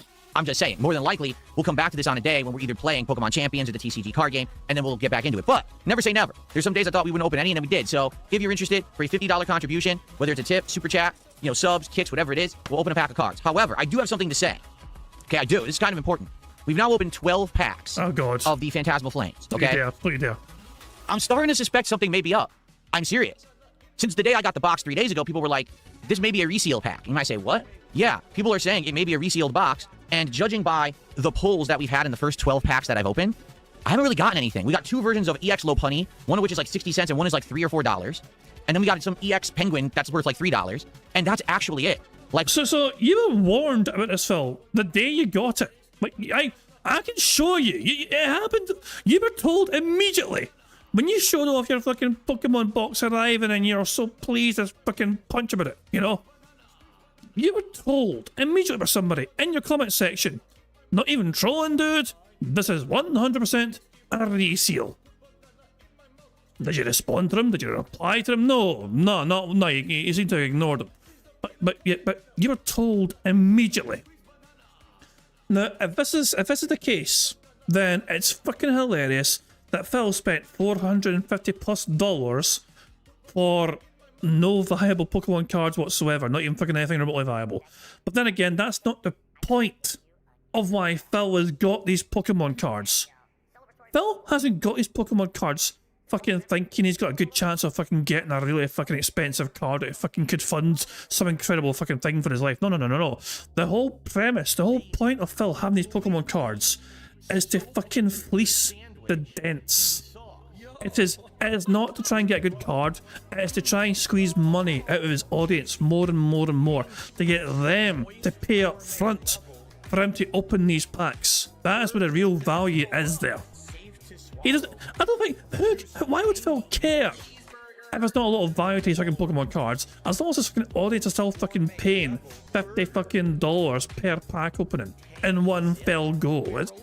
That is the whole point of that. That is the purpose of them existing. For Phil, anyway.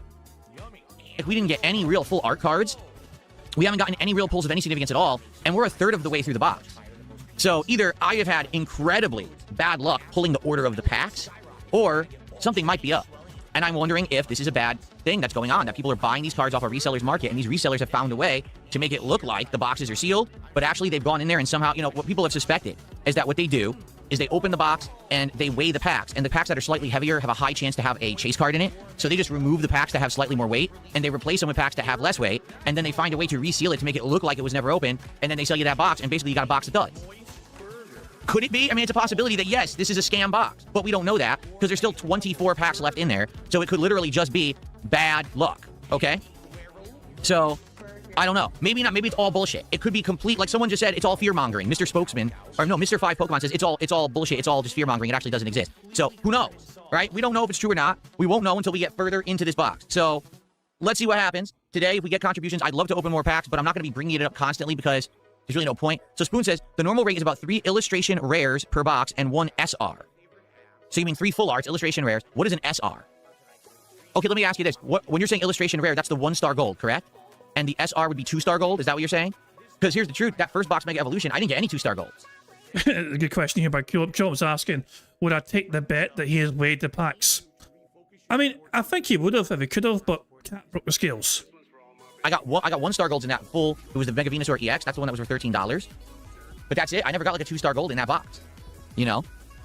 So I see what you're saying. All right. Well, let's see what happens, okay? I'm curious. Let's keep it going. Let's get some support for Pokemon card openings. If you like the stream, if you like the content. But I don't want to sit here and talk about it all day because today we're not even doing this kind of content, all right? So it's available.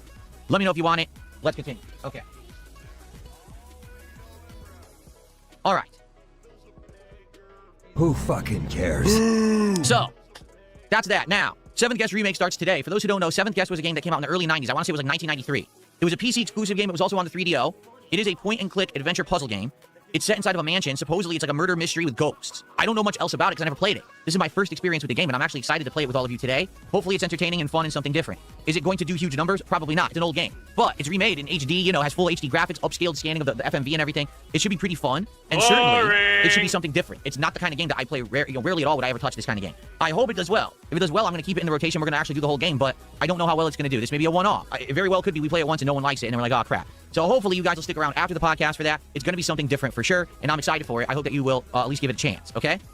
So, we have 5 games in the rotation, but Lego Batman will finish sooner rather than later. Pokemon Champions I'm liking, but there is a big divide in my viewership, and here's what I mean. Some of my viewers are actually upset that I'm playing Pokemon Champions right now, and I haven't jumped into another full-fledged Pokemon game. You know. Yeah, I mean, particularly Stalking Tiger.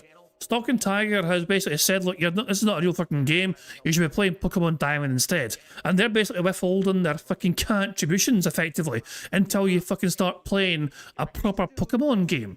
You know? The whales are starting to speak up. The whales are starting to fucking put you on fucking, you know, put some pressure on you, Phil. One with story and exploration. They don't like the fact that this game is just duels, okay? So, I get it.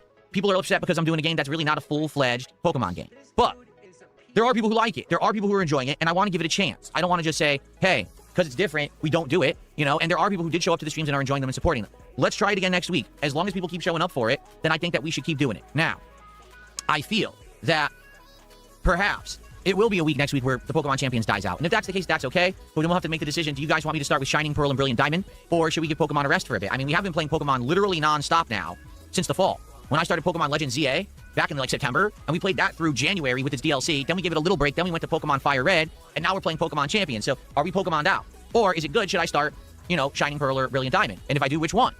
So it's something to talk about, something to figure out, but let's give Pokemon Champions a try next week and go from there. Harry Henderson. Thank you, Harry. With a $2 super chat says, it's Pokemon, not Pokemon. No, it's Pokemons. It's the Pokemon. See, look. It's Pokemon. Just like that. Thank you, Harry, for $2. I appreciate that. Who fucking cares? It's the Pokey and the man. Pokemons. We have borderline clown mods. We have borderline clown mods, but it's enough. Is it enough yet? I think we can do better. Okay, my nose itchy. Let's see here. So, I have received a $1.50 tip. There's a huge scandal with TCG Player and resealed scam boxes. People are resealing boxes and going around the anti-counterfeit measures. They have scales and detectors that pick up the foil in the ink used in rare. It is said 89% of boxes are now compromised. Be careful. Literally, we just had one person in chat who said it's all fear-mongering and nonsense. People are making it up, and now you insist that it's all real. So, basically, you're trusting one person over another person based on your gut feeling. Is that what you're saying, Phil? So, who knows, right? Like I said, I feel like the first box, the Mega Evolution box, if it were a scam box, then I would have never pulled the Mega Venusaur. Like, it would have not had that Mega Venusaur in it, right? That's what I think anyway. This box, being a third through it, and we don't even have, like, a special illustration rare yet, is kind of weird. So I am skeptical of this Phantasmal Flames box. We got 24 packs left. We won't know until we pull more and we open more. Let's see what happens, but I guess we'll see. Okay? Maestro David says, no, it is fear-mongering. You just didn't get lucky yet. I don't know. I'm the newcomer to all of this. The truth is, I'm having fun. Okay? I am. So... I mean, hold on. We need to address that as well. I'm having fun. Well, yeah, everyone's giving you $50 singular contributions to open Pokemon packs. You want something funny? Phil has started to move the goalposts. He has began trying to tally up people's contributions, so they can instead of a one-off contribution of $50, it's okay if you give him multiple contributions added up to 50 over time. He has started to get fucking desperate, you know? Like a fucking stepdad, future stepdad, managed to secure a Pokemon pack every night by gifting subs in fucking sporadic bunches, you know? Rather than just like give him like a whole bunch of subs right from the get-go. It was like, you know, I dropped 5 here, I dropped another 1 there, here's 1 more, here's 1 more. And Phil was trying to keep track and counting them, and he was losing track every time. He's like, how many is that now? Has he unlocked the Pokemon pack yet? Yeah, so Phil is kept moving the goalposts to try and encourage people to keep supporting him just for the sake of opening Pokemon cards. And it looks like you now don't have to worry about fucking doing a singular $50 contribution. And instead you can just have it be, well, if you've given me like $50 on a stream collectively for a stream, then it counts. Okay. Okay, all right, so that's the schedule. Next week, are there any new games? Not particularly. If you actually look at next week's release schedule, okay, there aren't currently any high-profile new games coming out next week. Okay, so what that means is next week we could just continue on with all the games we're playing and try to wrap some of them up, focus on them, you know, complete some.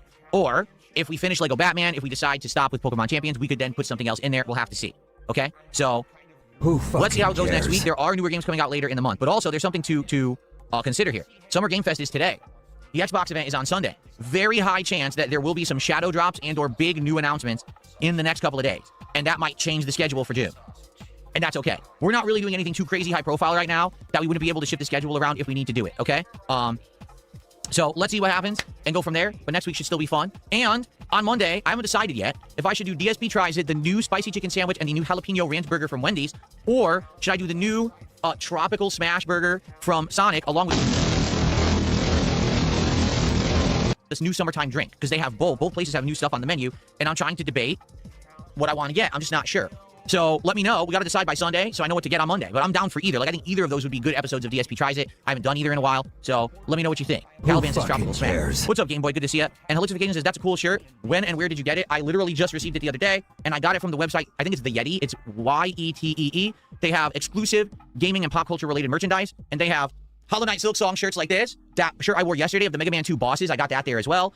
It's a pretty good site for this stuff, but the thing is, their stuff is timed. Meaning you have to buy it when it's in stock during a time period. They don't infinitely restock. It's kind of like drops. You know what I'm saying? So they actually just dropped these shirts recently, and I had my eye on something. I wanted something, either Hollow Knight or Silk Song, and I said, oh, that looks really cool. So there you go.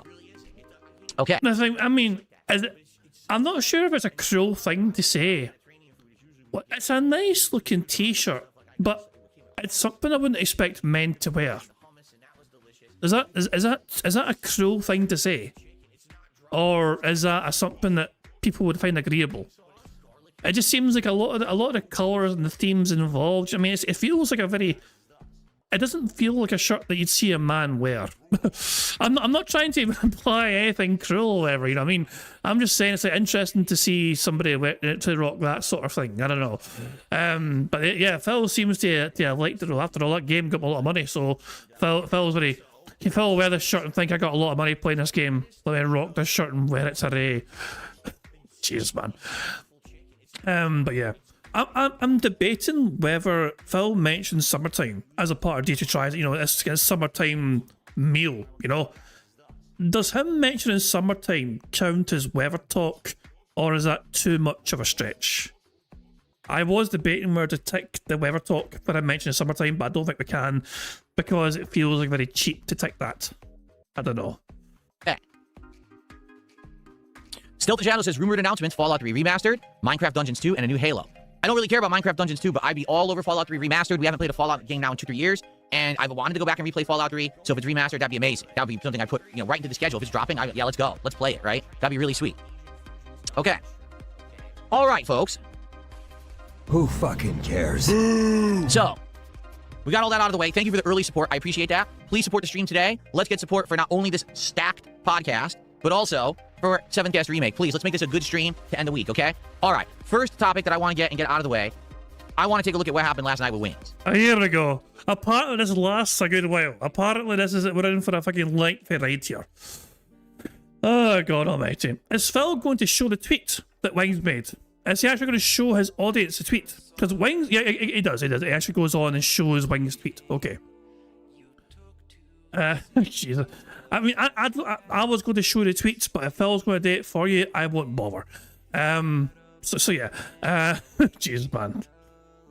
This is going to last a long time, apparently. So we're behind DSP by 28 minutes. Is he still talking about Wings after... I don't know when he stops. I don't know if he's released yet. Apparently it takes a long time to talk about fucking Wings. And Sonny says this t-shirt that Phil is wearing costs $32. So they found it on the website, you know, the Yeti website themselves, $32. And so Phil bought 2 t-shirts. He bought the t-shirt he was wearing yesterday as well. He bought from the same website. So I imagine that was also like $30 odd. So he just random drop a $60 odd buckaroos on a couple of t-shirts that he didn't really need. But he just wanted to buy because he wanted to spend money, because he always says if I can spend money, because that is what DSP is. He is a money-spending creature. So there you go. I don't want to start this segment. This segment's going to be crap. Can we do anything else before... Oh, for God's sake, here we go. Let's just get into it. This is going to suck. All right. So for those who don't know, Wings of Redemption has had a rough couple of months. First, he was saying publicly that a lot of his supporters were getting doxxed and or harassed by his trolls. meaning people who were his regular contributors coming to his streams and dropping a lot of contributions, were getting all their information posted up on Kiwi Farms and or other websites and being doxxed in Discord servers and then getting harassed in real life as a result. People coming to their homes and messing with them, calling them and stuff like that. This prompted the people to basically disappear from the internet and stop supporting his content. So he joined LolCow Live again.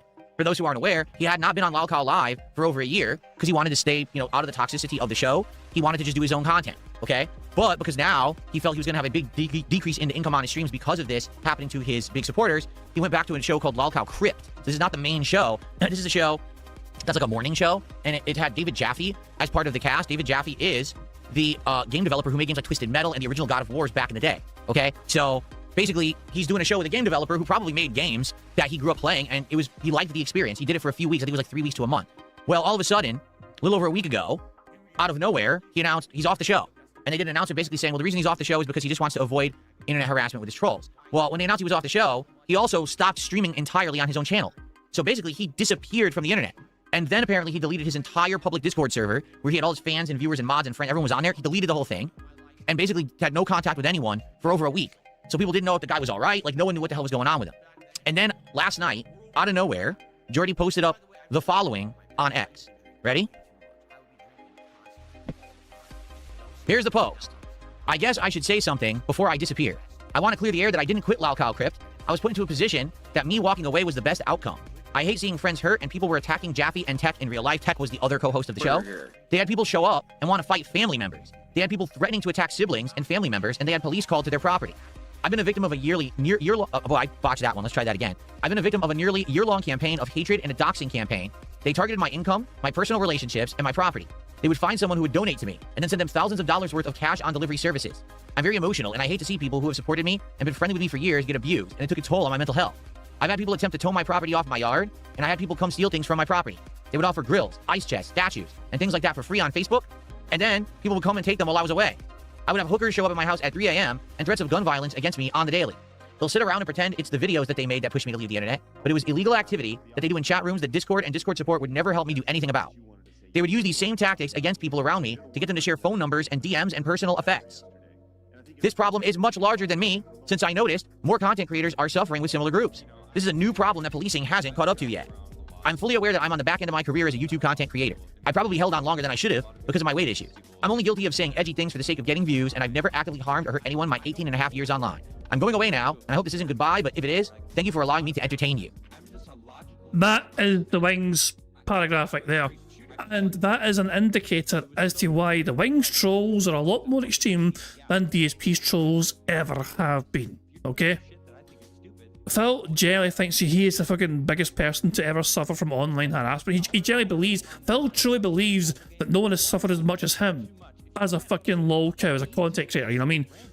Because of, as I say, don't play or whatever, you know what I mean, and all that shit, you know what I mean, and fucking, and the adpocalypse happened, you know what I mean, and Phil lost money because he fucking wailed away and couldn't, no, the trolls that Wings has had has been fucking, Phil has been living the life of luxury compared to fucking, like, what Wings has sometimes gone through, you know, and I'm not trying to fucking, I'm not defending Wings or anything here, but I'm just fucking saying, Phil thinks that he had it bad, Wings had it way much fucking worse, you know? And of course, the big question is, where are the Wings trolls going to go if Wings is no longer going to be there to troll? Will they then filter through to perhaps start thinking, let's mess with DSP? You know? Most detractors have a hands-off approach when it comes to DSP, you know what I mean? Don't touch a poop sort of thing, you know? Let Phil fucking be the LolCow, he'll fucking felt himself because it happens naturally, you know? But I mean, you heard Wings fucking say what some of the things happened to him. I mean, that sort of thing happening to Wings is like, that's quite involved sort of shenanigans going on there, you know what I mean? Which is out of our hands and our control, but if it happens to DSP, then I guess I'll have to wait and see what fucking happens. Now, how is Phil going to make this all about himself, I wonder? So, it's pretty heavy stuff, okay? If you believe everything that Jordy is saying in this post, which he pinned, by the way, making it the last post that he has on his page, and likely, I think he's making it that on purpose, okay? That's pretty messed up stuff. Now, for the record, David Jaffe and Tech did not say this on LolCow Crypt, that they were getting harassed, their family members were getting harassed in real life. They'd never talked about that publicly at all, so no one really knows about that until now that Jordy has posted this up, okay? The truth is that internet bullying is a problem. It is getting worse, and the police are not equipped to handle it, okay? Some of these things are outright crimes, okay? Some of them is just, you know, stupid nonsense. Other stuff, organized harassment, is a crime. I don't know if people are aware of this, but it is. You cannot organize harassment against someone. It's not allowed. It's against the law. You can get restraining orders put up because of it. You can actually go after someone, both criminally and civilly. You could sue them after the fact. It is not allowed, okay? But because it's on the internet, and because these people are not doing things physically to people, they're getting away with it. So, for example, if someone actually came to Wings of Redemption's house and physically threatened him, he could call the police and have them arrested. But since these people are doing things online, they are finding information and having people do mass prank phone calls, sending food to his house, you know, having people come and try to take stuff from him and stuff like that. They're getting away with it. They're anonymous on the internet and protecting themselves from any kind of repercussions because they're not publicly doing stuff to his face. They're essentially employing means on the internet to do it, if that makes sense. Now, there's tons of people who this happens to, but the reason that you don't really hear about it is pretty simple, because the more you talk about it, the more attention it gets. And the people who act like that do it to get attention. It's actually the only reason they're doing it. Okay? They want attention for themselves. Maybe they just don't have enough attention in real life. Maybe they don't have meaningful family and friends and people who they spend time with. So the only kind of feeling of... Remind you of anyone, Phil? Like you? Surrounded by all the you have your fucking parents across the fucking country, just withering away, while the son ignores him for fucking so long, waiting for him to fucking die. You fucking use your friends for financial fucking gain. And when I try to fucking reach out to you, you fucking want to use them again and again and again. Until I fucking had enough of your shit of being used for your financial fucking benefit. You friendless fuck. Don't you fucking dare try and fucking understand. It's like, honestly, you shouldn't fucking throw stones in this glass house you built, Phil. Maybe they don't have meaningful family and friends and people who they spend time with. So the only kind of feeling of meaningfulness in their life that they get is when they know that they've done something to harass or mess with someone else and there's a reaction. Because if they're doing all this stuff and there's no reaction, then there's no point to doing it. But the fact that there's a reaction, and now you found out what you've been doing has been hurting Wings of Redemption, ooh, so it was all worth it, right? Because it actually did something. It had an impact, right? There's people who get this feeling of like, there's some kind of warriors for justice because they're doing something mean to someone who maybe they don't particularly like. Particularly with Wings of Redemption, there's things he's said and done over the years, there's behaviors that he's had on stream, and people just don't like him for various reasons, okay? In my opinion, I think that he's a flawed individual like we all are. I do think that there's things that he's said and done that were wrong, but I don't think that he deserves to be systematically harassed to the point where his life is miserable and now he's forced off the internet, okay? That's my take. You can completely disagree, and that's your prerogative to judge for yourself. That's life. We all agree to disagree, and we have our own takes on stuff. But I've had some interactions with the guy, all right? I don't think that he's Satan. I don't think that he's a horrendous person. I do think that a lot of his suffering is his own doing, meaning he puts himself in a vicious cycle with his actions, and he gets stuck in this cycle forever, and despite the fact that he's had many chances to get out of his cycle, he's the reason he's still there. Remind you of anyone? These very same criticisms that Phil has of Wings can be applied to him, but he would disagree with you, strongly. Okay? He tends to always blame others rather than himself, but I do think he has to learn to take responsibility for himself for a lot of the mistakes that he keeps making over and over and over and over and over and over. All right? Bruh. But, yes, there are some people who have been basically A-logging him like crazy and have had a distinct focus on getting him off the internet, and now it looks like it may have actually happened. Okay? So, I feel bad that this guy can't make a living on the internet because people are essentially doing things that are messed up and likely illegal. Okay? It just sucks that it's come to this. And he's right when he says something down here. He says, this is a new problem that policing hasn't caught up to yet. I guess I clicked on it and opened it again. It opened it twice. Here you go. I think policing eventually will. I just don't think it's going to happen in our, lifetimes. You know what I'm saying? I don't think so. I think that we're at a point where now a lot more people are eternally online, meaning their entire meaningful livelihoods and or lives are spent online. Remind you of anyone? That to some people, this digital space is more real than the real life that's right outside their window. That's like you don't fucking experience because you fucking stay inside 6 days a fucking week. The only time you go outside is to fucking do a fucking chore grocery run. Or taking things to the fucking dump because you fucking ordered all this fucking shit off Amazon and all that shit. Kind of a scary thought to really think about that.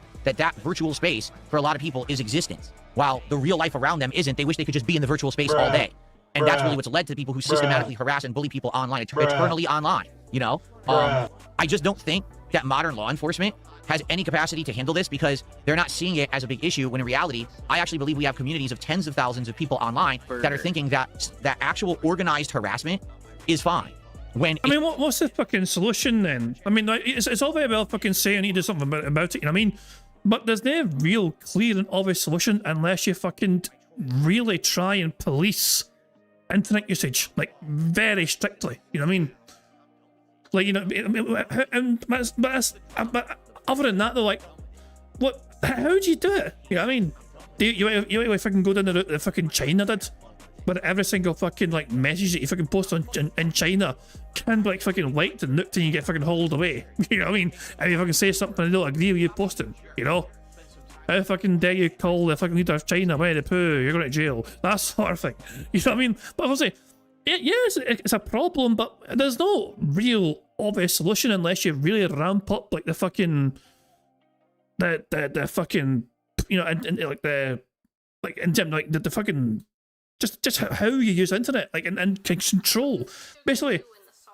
The one obvious solution also would be to allow more governmental control, which is not a great look. You know, it's very hard to a government to try and fucking sell that in a positive way.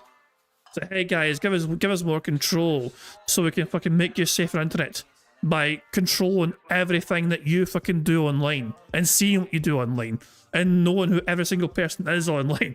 You know what I mean? It's nah. It's like I wouldn't go down with it whatsoever. You know what I mean? People go, my freedoms and all that shit, you know. But aye, it's just I'm just waiting for him though. He's about to make it himself though. I know he's going to fucking make it himself here. It's inevitable. It's not. Organized harassment is illegal. I don't know if you're aware of this. It is 100% illegal. You can't do it. Not allowed. But no law enforcement is really going after it. The only times really that law enforcement has gone after it is if it resulted in a physical altercation in real life or swatting. Because a lot of people have been swatted and some people have gotten seriously injured as a result. Therefore, the swatting stuff is getting taken seriously. But outside... That's true. The guy, so Ned Luke, the actor for Michael, you know, GTA 5, he played Michael, Ned Luke. He was swatted while playing a stream. He's streaming. And the person that was responsible for the swatting got like 4 years in jail. That is like serious jail time. You know what I mean? But it is good. It's how, you know, swatting. I fucking hate swatting, you know. And Phil, you weren't swatted, you know. You were not swatted. Phil, you had a wellness check done on you, which I still agree is fucked up. I think most reasonable people can agree that someone sending police to Phil's house trying to claim there was some sort of fucking horrible thing happening is a fucked up situation, you know? So all that fucking did is give Phil fuel and ammunition to use against the haters and detractors. It made him a very obvious victim, which is true. I mean, he was like, and it makes detractors look fucking evil as fuck. You know what I mean? That happening, most detractors were pissed off that happened. Because it made detractors fucking look like the fucking bad guy in that situation. And we still to this day don't fucking know who sent, who done that shit, you know? To this fucking day we don't know who's responsible for that fucking swatting or wellness check incident, you know what I mean? But yeah. Phil hasn't let it go though, he's not forgotten. And yeah, he it didn't bother Phil much that day. He kept playing his fucking Batman game. And it was only later on that night they fucking turned it into a serious situation. You could have got me killed. Yes, you. If you've ever made a decide don't play, I could have been killed. That sort of thing. Of that, all the other kind of things that he's bringing up here, again, systematically doxing and harassing his contributors, going to their homes, sending them things they didn't order, stealing stuff off of his property, stuff like that. The police just can't handle it. Okay, they're not equipped to. They've outright said we don't have the capacity to do this. You know, years ago. Now this was a long time ago, so who knows if this applies today. But years ago, I spoke with my local law enforcement about online bullying and harassment, and I said, "Is there anything that could ever be done about this stuff?" And they said, basically, no. We're already stretched to the limit with what we're allowed to do. You know, we don't have time to go after online bullies. There's nothing we can really do about it. I remember that phone call. And I was shouting to Bro Side Phil as well. Because he also fucking got to talk to Officer Whitney about that. And that's somebody right there who's already got a compromised moral compass. Even if they're breaking the law, you know, and then they referred me to the FBI, who I did try to contact and they never responded. So they don't really care about this stuff, you know? So it really sucks because here's... I am glad that Broside Phil is streaming this. I believe Broside Phil is also streamed today. He would have enjoyed the segment. That particular segment, he would have had a big smile on his face because he would have remembered as well. Yeah, the law enforcement can't do anything. They thought you were a fucking luncheon, Phil. They often send the crazies, they often recommend the crazies they hear on the phone to go to the FBI to tell them about it instead. he was recommended to take his complaints to the FBI. That is what the local law enforcement do when they're dealing with somebody they think is a fucking 220. You know? So yeah. Here's my take, all right? It gets to the point where you have to find a way to deal with it. And for me, it has never ended. I want to make this abundantly clear to all of you, okay? You may notice I don't really talk about this kind of stuff anymore. I don't. Unless I absolutely have to, I don't bring it up. But it never ended. It does continue. There's still harassment that happens and there's all this nonsense. I just don't talk about it anymore. Why? I'll tell you why. Because when you do, you're giving attention to these people. And that's what they're doing it for. They want this attention. So the more you bring it up, the more that you promote it, the more that you talk about it, even if you're bringing it up in a way to say, oh, woe is me, it sucks it's happening to me, feel bad for me, and that may temporarily benefit you, it doesn't benefit you in the long run, because then those people feel like, oh, I actually did have a negative impact on this person. I'll keep going. I'll redouble my efforts. I'll go even further. I'll push it just a little further to mess with this guy just a little more. And that's the problem, okay? So I've essentially stopped really talking about any of it. You guys have absolutely no idea when these people are messing with me, and you don't need to, all right? As long as it's not directly affecting a stream, we're good. Thankfully, the things that used to directly affect my streams don't affect them anymore. So we're good. I'm able to stream and have a good time with you and put out the content. So that's why you're not going to hear about any of this crap. Whether it happens or not, it's not worth bringing up, okay? But in the case of Wings of Redemption, it sounds like they got so bad that he just couldn't avoid it. No, don't do that. Don't do that. Funny. But no, I don't want to I don't want to fucking be that neighbor of Phil. Fuck that shit. No. Hell no. No. Just, Jesus Christ, man. Oh, that sounds awful. I mean, I don't think, part of me thinks that Phil is not going to be there much longer. But I say much longer. I can see Phil moving out of that house within the next decade or so.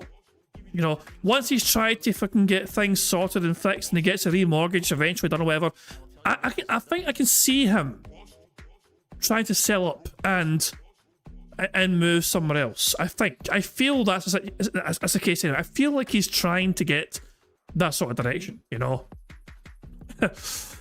If he moves under a previous assumption, under the same thing, I'm gonna get you, Phil. It doesn't matter where you go. I'm gonna buy your neighborhood and fucking we're just gonna point and laugh at you all day long and say it's the guy. Jesus Christ, man. Oh hell. I mean, part of me wants to see you win the lottery, and part of me thinks there's a terrifying fucking plan you've got cooking there. And no. Oh, Jesus Christ, man. I do hope you win the lottery. You know what I mean? Whatever you end up doing with your money's your business, I mean, but fingers crossed you win your lottery, you know what I mean? That'll work for you, pal. So, I've already said this before, and I'm going to say it again. What in the holy hell are we listening to right now? Hold on 1 second. That sounds atrocious. I'm definitely muting that sound. I don't want to hear that one again. What was that supposed to be? It actually distracted me. Okay? That was so bad, I had to thumb it down. And give me 1 second, because if you haven't noticed, with my new camera angle, my lighting is now it's actually in the frame, which I don't want it to be. I'm going to move that slightly too.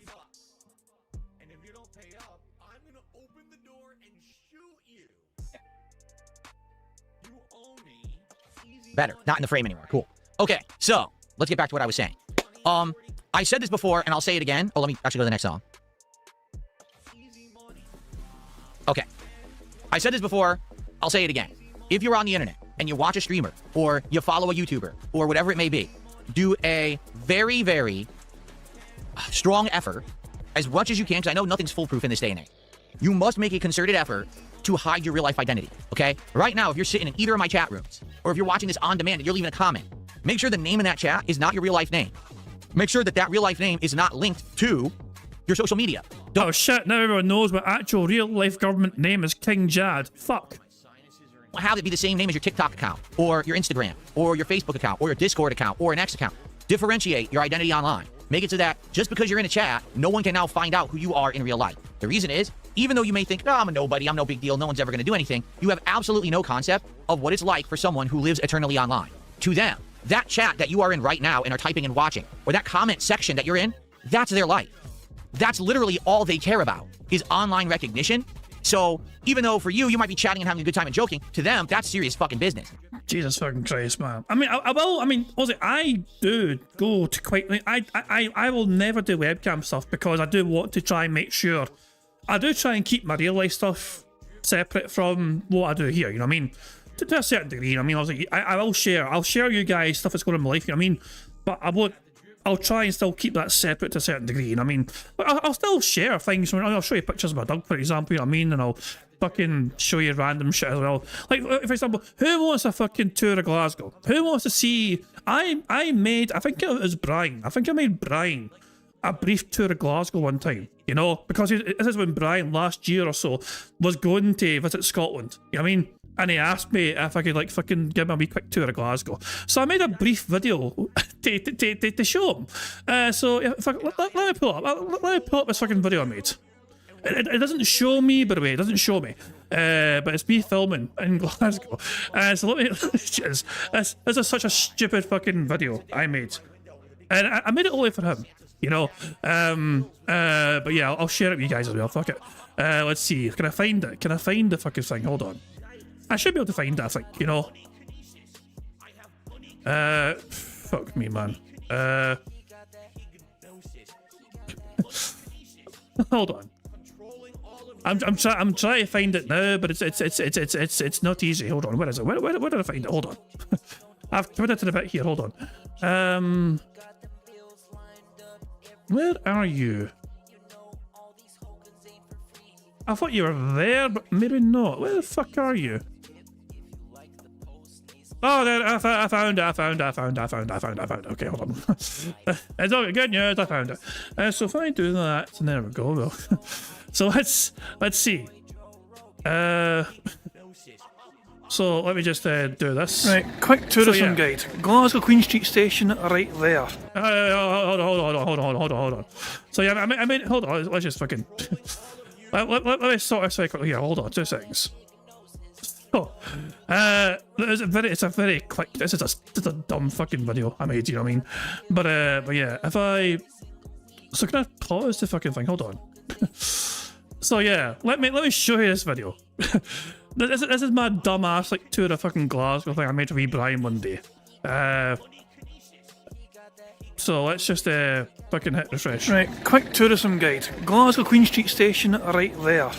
Here's a Weatherspoons. This is the side entrance to it. Main entrance is around that way, around the corner there. There's a Greg's right there. There's the traffic cone statue up there, with a fucking horse head fucking traffic cone statue. That's outside the Gallery of Modern Art. That's about it. Welcome to Glasgow. That was my tour. That was a tour video I made Brian. There we go. That was all you need to know. Glasgow Queen Street train station, Weatherspoons, a Greg's, horse statue. Welcome to Glasgow. There we go. I filmed that for him one time at lunch. I think it was at lunchtime during work or whatever, but there you go. So I went out and filmed the tour of Glasgow. I don't think it helped Brian much, you know what I mean? But there you go. But there you go. But yeah. But as I said though, also I make sure, I mean, obviously I'm always happier behind the camera than being in front of the camera. It's just the way I am. But yeah. Yeah, but I do, as I'm saying though, I am kind of guarded also about my own identity, I mean, because I do think to myself, if people know who I am, there is also the possibility that friends and family could also get harassed if people wanted to fucking go down that route. It's also, I'm kind of glad as well that I'm not that big a fucking deal, you know what I mean? Like, I am very small potatoes kind of stuff, you know what I mean? When it comes to detractor stuff, you know what I mean? So, you know, there's bigger content creators out there, you know what I mean, that fucking are popping off, you know what I mean, and get some attention, sometimes some unwanted attention, you know what I mean? So part of me is kind of glad I fucking kind of coast under the radar sometimes, you know what I mean? And I've always kind of like been impressed. Also, ALT does facecam, Meerkat, Stevie Dead as well. Stevie Dead does facecam as well for their content, and they show themselves. I've always kind of admired their... I mean, I don't know if bravery is the right word. Bravery might not be the right word, but they have the confidence to want to... They're willing to share themselves and put themselves out there. So if people wanted to find them by having their face cam, not shit, I mean, it's possible if I can. I mean, I'm not saying it's easy to find them because you see their face, but it's certainly something that helps give you ammunition to if you wanted to, you know what I mean, wanted to fucking fuck with them possible, you know. But yeah, I've never wanted to do that sort of like myself, you know what I mean. So yeah, it's just I think it's very easy just to assume if you share your fucking identity online, or you know what I mean, and your fucking face, you put yourself out there, I mean, big deal. But yeah, people could people with nefarious means could fucking do shit with that, you know. Steve was saying I'd already done it to make a point in an earlier video, so I figured there was no point trying to hide it. I was basically you did it before and you're kind of locked in, kinda. So it's like, well, you kind of stuck there. But yeah. I mean, I'm always happy also try to do wee things for you, especially if it's a moment like life sometimes, you know what I mean? But I'm always trying to keep myself behind the camera, you know? So I would advise, for that advice, it's pretty good advice. I mean, don't put yourself out there too much online unless you're confident that you haven't got fucking much to worry about, you know what I mean? But yeah, it's just, yeah. Anyway, let's get back to fucking Phil being a demented fucking weirdo and how he's going to make it all about himself. Wee Jackson's fine. Wee Jackson's doing good, you know what I mean? Still trying to get a fucking feedback from the vet. So he's not received his injection. Sorry for detailing again, you know what I mean? But, you know, I'm talking about my wee dog. We still don't know for sure if he actually did have Addison's disease. He's not received the actual injection that he needs to get for 2 months now. He's had checkups and that shit, you know what I mean? They've checked his levels, they checked his bloods or whatever, you know what I mean? And he's still getting regular, he takes his pills daily, and he's meant to get the injections once a month. But the fact of the matter is, he's not had it for 2 months now, and his levels have been somewhat kind of good, you know? So that kind of implies it might not actually been Addison's, but it was something else similar to Addison's. We're still trying to find out for sure, you know what I mean? All I know is that the initial diagnosis was Addison's disease. They treated it like it was, and it got better because of it, you know. But as of right now, we're still trying to understand exactly what is happening, you know what I mean? But he's doing grand though. He's doing fantastic. So cheers for asking. So there we go. Anyway, let's get back to Bingo. Let's get back to Phil ranting and raving about the internet and how the internet is all fucked up because everyone's out to get you. And if you rub them the wrong way, if you spell a word wrong, or you dot the I in a way that they don't like, they may actually not like you and actually try to harass you for no good reason. Because these people don't have reason. These are not normal people who have lives, friends, relationships, jobs, and things that are positive that they care about. These people literally live online. So to them, anything that happens there is the focus of everything. So if you piss them off for some reason, whether you intend to or not, they may actually try to hurt you. And then you've got to deal with endless amounts of nonsense. DMs, messages, posts, thumbs down, phone calls, emails, all kinds of bullshit that you don't need. You need to deal with thumbs down. Oh, perish the thought. Someone thumbs down my fucking YouTube stream. Get them, please. Yes, officer, he's right there. That's the guy who thumbs down my live stream. Well, I can understand some of our concerns, Phil, but the fact he he is making a thumbs down into some sort of criminal act. You know, no. Well, let me hear that again. May actually try to hurt you. And then you've got to deal with endless amounts of nonsense. DMs, messages, posts, thumbs down, phone calls, emails, all kinds of bullshit that you don't need. And all the time, people ask me, hey, Phil, do you have a Discord? Will you ever make a fan Discord? Will you ever get... No, never. There's nothing wrong with having a fan Discord. Like, there is nothing that I have in my Discord which has provided people with closer access to who the fuck I am, if that makes sense. Like, people can talk to me in Discord very easily, but it's the same. Like, the King Jad that's on the stream right now is the same King Jad that's on Discord, if that makes sense. It's not like I'm a fucking different person on Discord. You know what I'm saying? So there is nothing stopping Phil from having his own fan Discord and talking to his audience on there. And like, he just doesn't want to do it because he doesn't care about his fans. So all he wants for his fucking fans is their money. He doesn't want their time. He doesn't care about their lives. He doesn't fucking want to get to know them. He doesn't give a shit about what they're going through. Why the fuck should Phil give them a space that they would want to have more access to him? Phil doesn't want to fucking waste his time dealing with them. All he fucking wants is their fucking money, and that's it. They shut their fucking mouths, know their fucking roles, and open their fucking Velcro wallets. I will never have a public Discord. I will never have a place where I would put my viewership and my fans at risk for these A-logging, no-life idiots to come after them. I would never want someone who's a supporter of mine to go to a Discord, and now because they're there, all the trolls get their information and start harassing them in real life. Now, I'm not saying that doesn't happen, that people don't get harassed. They do. But I make it abundantly clear, I'm not providing the means for that to happen. All right? If you go out of your way to go do online community stuff, that's up to you, but I'm not involved in it. My content is literally right here. It's my stream, it's the chat, and that's all I care about. I'm not caring about anything outside of here. I'm not making any opportunities for risk or any kinds of problems for anyone, okay? So you've got to be incredibly careful with what you do online. This is something that increasingly has become more and more serious over and over the last 10 to 15 years. It's just getting worse and worse. It is. And you have to understand that.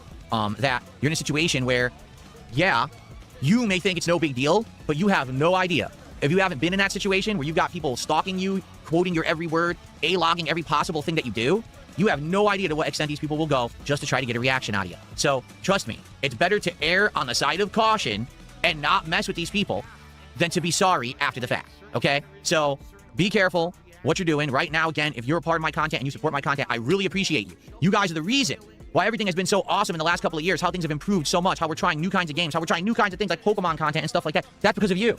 But how did he manage to turn into that Begman? He somehow fucking turned us into some sort of Begman. I'm going to wind this so we can turn us a Begman. He's turned us into a Begman in some manner. After the fact, okay? So be careful what you're doing right now. Again, if you're a part of my content and you support my content, I really appreciate you. You guys are the reason why everything has been so awesome in the last couple of years, how things have improved so much, how we're trying new kinds of games, how we're trying new kinds of things like Pokemon content and stuff like that. That's because of you. But you got to be careful. You got to be safe. You got to understand that for all of us who are happy and having fun, there's a lot of people out there that are miserable, no-life losers who sit on the internet and just try to hurt others because they don't have anything good going for them. They get their pleasure in others' pain. And so you got to make sure that you have all your doors locked, if you know what I'm saying. Says the guy who fucking had a wee fucking half honor the other fucking day. Talk about LTG's court case. Fuck off. You fucking get pleasure out of other people suffering all the goddamn time, Phil. You can't help yourself. You're begging your audience to give you some more drama content to react to, so you can fucking try and perceive yourself as I'm much better than this person. Look how much fucking joy you had basking in the suffering, the quarter, and the shenanigans they fucking went through. You fucking hypocrite. Saying, I don't mean in real life, I mean basically online, everything should be secured. Be sure that nothing is, unsafe. Two-factor authorization, differentiate your logins, differentiate the names you use to log in, don't have everything linked together. Be careful, all right? In regards to Wings, this is incredibly sad. Really it is. Listen, again, I know the guy's not above reproach. He's done some stuff that people have rightly criticized him for. And like I said, I do feel like his cycle of problems and failures in a lot of ways are his own doing. He's had ample opportunities to get out of the situations that he seems to be stuck in. Bruh. He wants to be stuck in it. Because if he didn't want to, he would have gotten out of it by now, okay? But is that an excuse for people to try to ruin his life, to try to take away his livelihood, to mess with him in real life, to mess with his supporters in real life? Absolutely, positively, no. There's no excuse. Oh, that was worth a fucking delay. So you fucking press a button in your fucking microphone filter thing. Wow. Don't know if I can work it too well, did it though? For this level of behavior, besides the people who are doing it, are broken humans. Who fucking cares? So, I'm sorry to hear this. I do hope that this guy gets his stuff in order and sorted, and that he's not, bad off as a result. But, it is what it is. And, sad. Hopefully, it'll, get sorted, and he'll be able to come back and have fun on the internet again. But, at this point, it's not sounding too good. Okay. I just got a tip from someone claiming that they can't talk in chat, so I'm going to try to find their YouTube account. Give me your money. Give me your money. Yes, to the person who tipped me $2, you were somehow blocked or banned or whatever. I don't know why, because I don't recognize your name. But I just took care of that, so now you should be able to talk in chat as of right now. Thank you for $2. Oh, maybe we should look out for who they are on YouTube chat. So you start wondering if the guy was, if he's been drinking and texting. So try to talk and see if you can. You should be able to. You have been unlocked. Okay. All right. So one topic out of the way. Now on to my other big topic for the show. But it is time for me to do the obligatory begathon. So for those who are here, oh, for God's sake, beg counter again. Even the obligatory beg. Fuck off. On the bright side, we should get another free space because of this. Now on to my other big topic for the show, but it is time for me to do the obligatory begathon. So, for those who are here enjoying, because I know there's a lot, there's over 200 people watching on YouTube, we got a good crowd on Kick, let's get some support this morning. Let's get some super chats, some tips, some, I'm having a brain fart. Some super chats, some tips, some subs, some kicks. Let's go. Let's get some variety of support on the stream right now to get some momentum going. Remember, for $50, we could do a Pokemon card pack on opening. I don't think we'll do that today, but it is an option, okay? Let's go. Let's get our first sub of the day. Let's get our first kicks of the day. How about a super chat that's bigger than $2? Let's go. Let's get some support for the Level 1 podcast this morning, all right? Let's get some flexes on. He said everything but members. He said everything but members. Okay. How? All right, are we ready to get to our next topic? All right, let's do it. So, ladies and gentlemen, today is June 5th, 2026, and you may not be aware, but that means that today is the 1-year anniversary of the release worldwide of a particular console, which I purchased at launch last year, called the Switch 2. This is it. And in one... Oh, God. I mean, we're behind DSP by 40 minutes. Is he still covering this right now? It's actually hard to tell. But it is possible he still is covering this. Oh, God. Yeah, I think he is. I think he is! He's still holding up the fucking Switch at 40 minutes from now.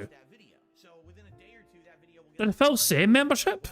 I don't think Phil said membership, did he? I mean, when did Phil say membership?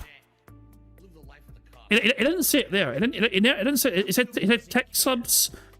His brain fart was forgetting the word members or membership. He would have said it for sure if he remembered. Did he say membership in that beg we just had there?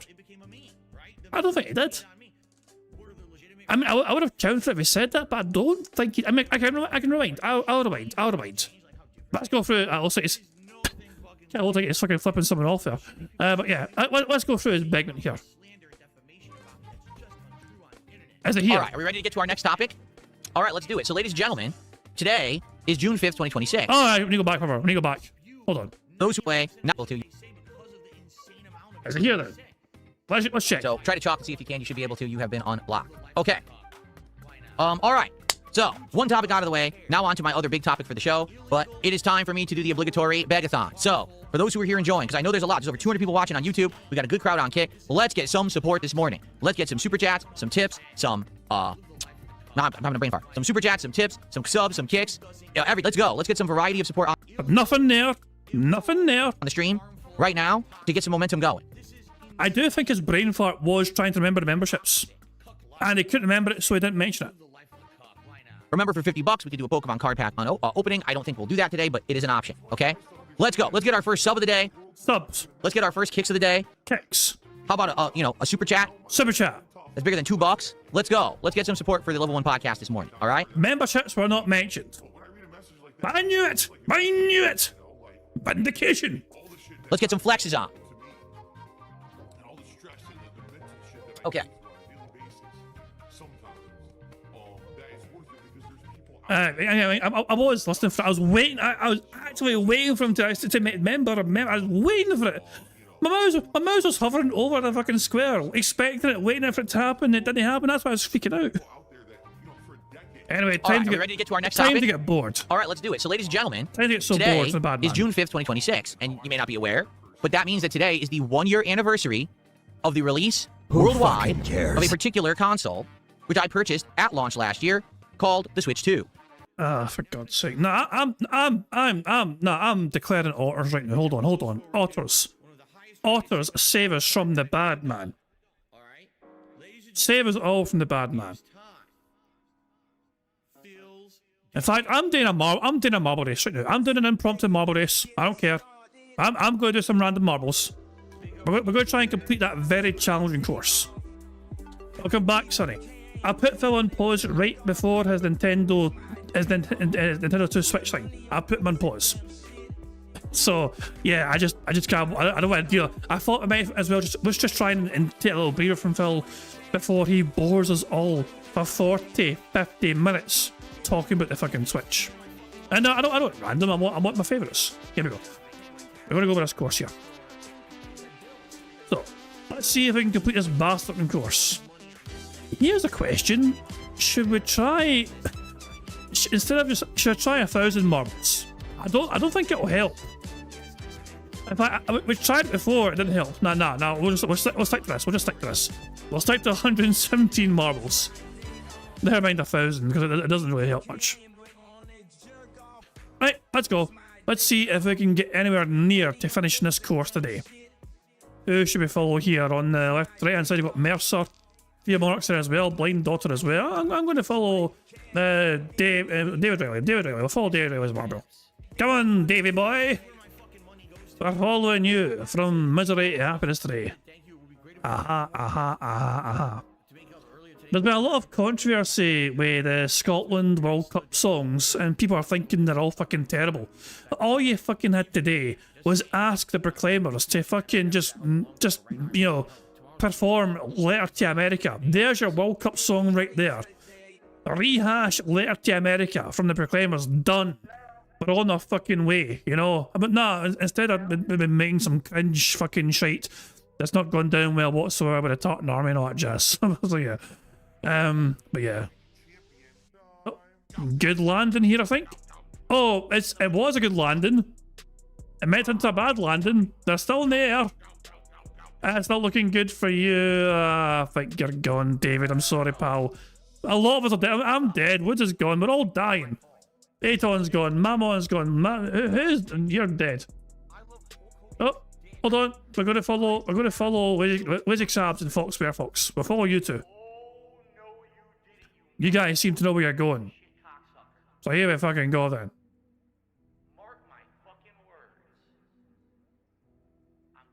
Following Fox Bear Fox here. Where did Puddy go? Puddy's there.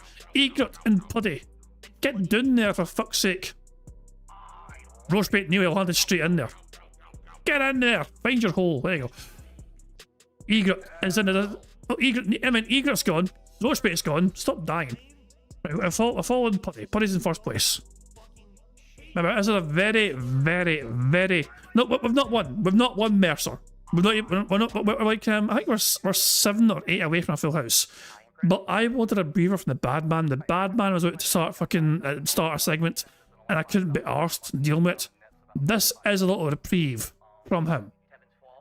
Just before we fucking have to endure like 40, 50 minutes of Phil being annoying as fuck, you know? So I'm just trying to fucking, well, not reward us, but just give us a little fucking breather from the bad man. So, Darkside Ranta, we're following you, pal. Nice landing. Nave fully, Princey, Ulopops is all there as well. Josh Trace has also joined the fucking party. So here we fucking go. Oh, who's that? Lewis Britannia, they're going. Quite a few marbles have perished here. There's some more up ahead here, I think. Princey's up ahead here in first place. Good dismount there from Darkside Ranter. Princey's going ahead here, looking pretty good. No, Princey's gone, never mind. Ulopops. Good lander for Ulopops. This could be very good actually. Darkside Ranter is doing very well. Here we go, Darkside Ranter. On your cell, pal. Ulopops is gone. Dips is in the background. Good Darkside Ranter. Be the hero we don't deserve. Land in the middle. Landing somewhere. Fantastic. This is a fantastic run. On your cell, son. Make yourself famous, kid. What a run. What a run. This could be it.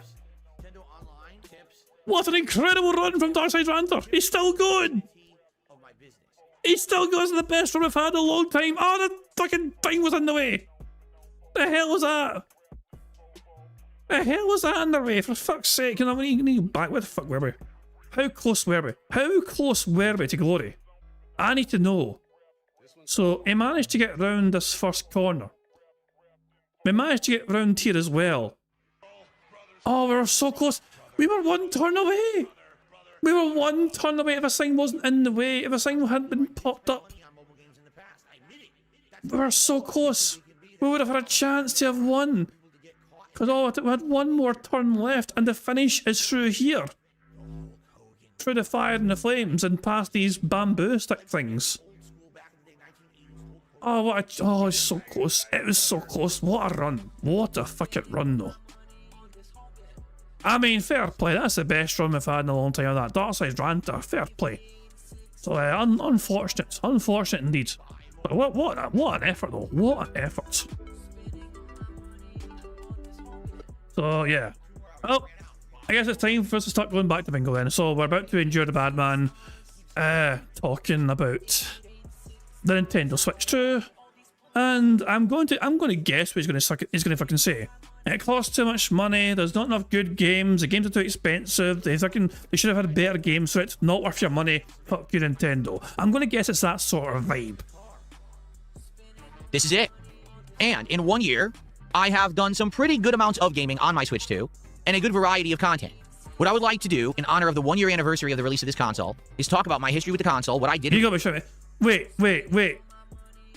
He spends 50 minutes talking about this. He's still talking now. No, we're starting at 12:26 Phil's time. It's currently 1:16 Phil's time, and he's still talking about Nintendo. Oh, for fuck's sake, 50 minutes of this shit, man. No. Okay, I am proposing. Okay, let me see. How about this? How about this, guys? How about for every, like, I mean, if Phil gets too boring and too insufferable, like more so than usual, I will, like, I'll put Phil in pause and I'll fucking play like a game of Rocket League or something.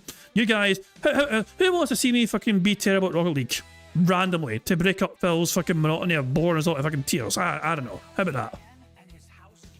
In the last year, what I thought about particular games, what were exclusives and what weren't, what I thought about the controller and more, so that you can have an idea of if this is something that you should get for yourself. Because this actually was a big question about a year ago.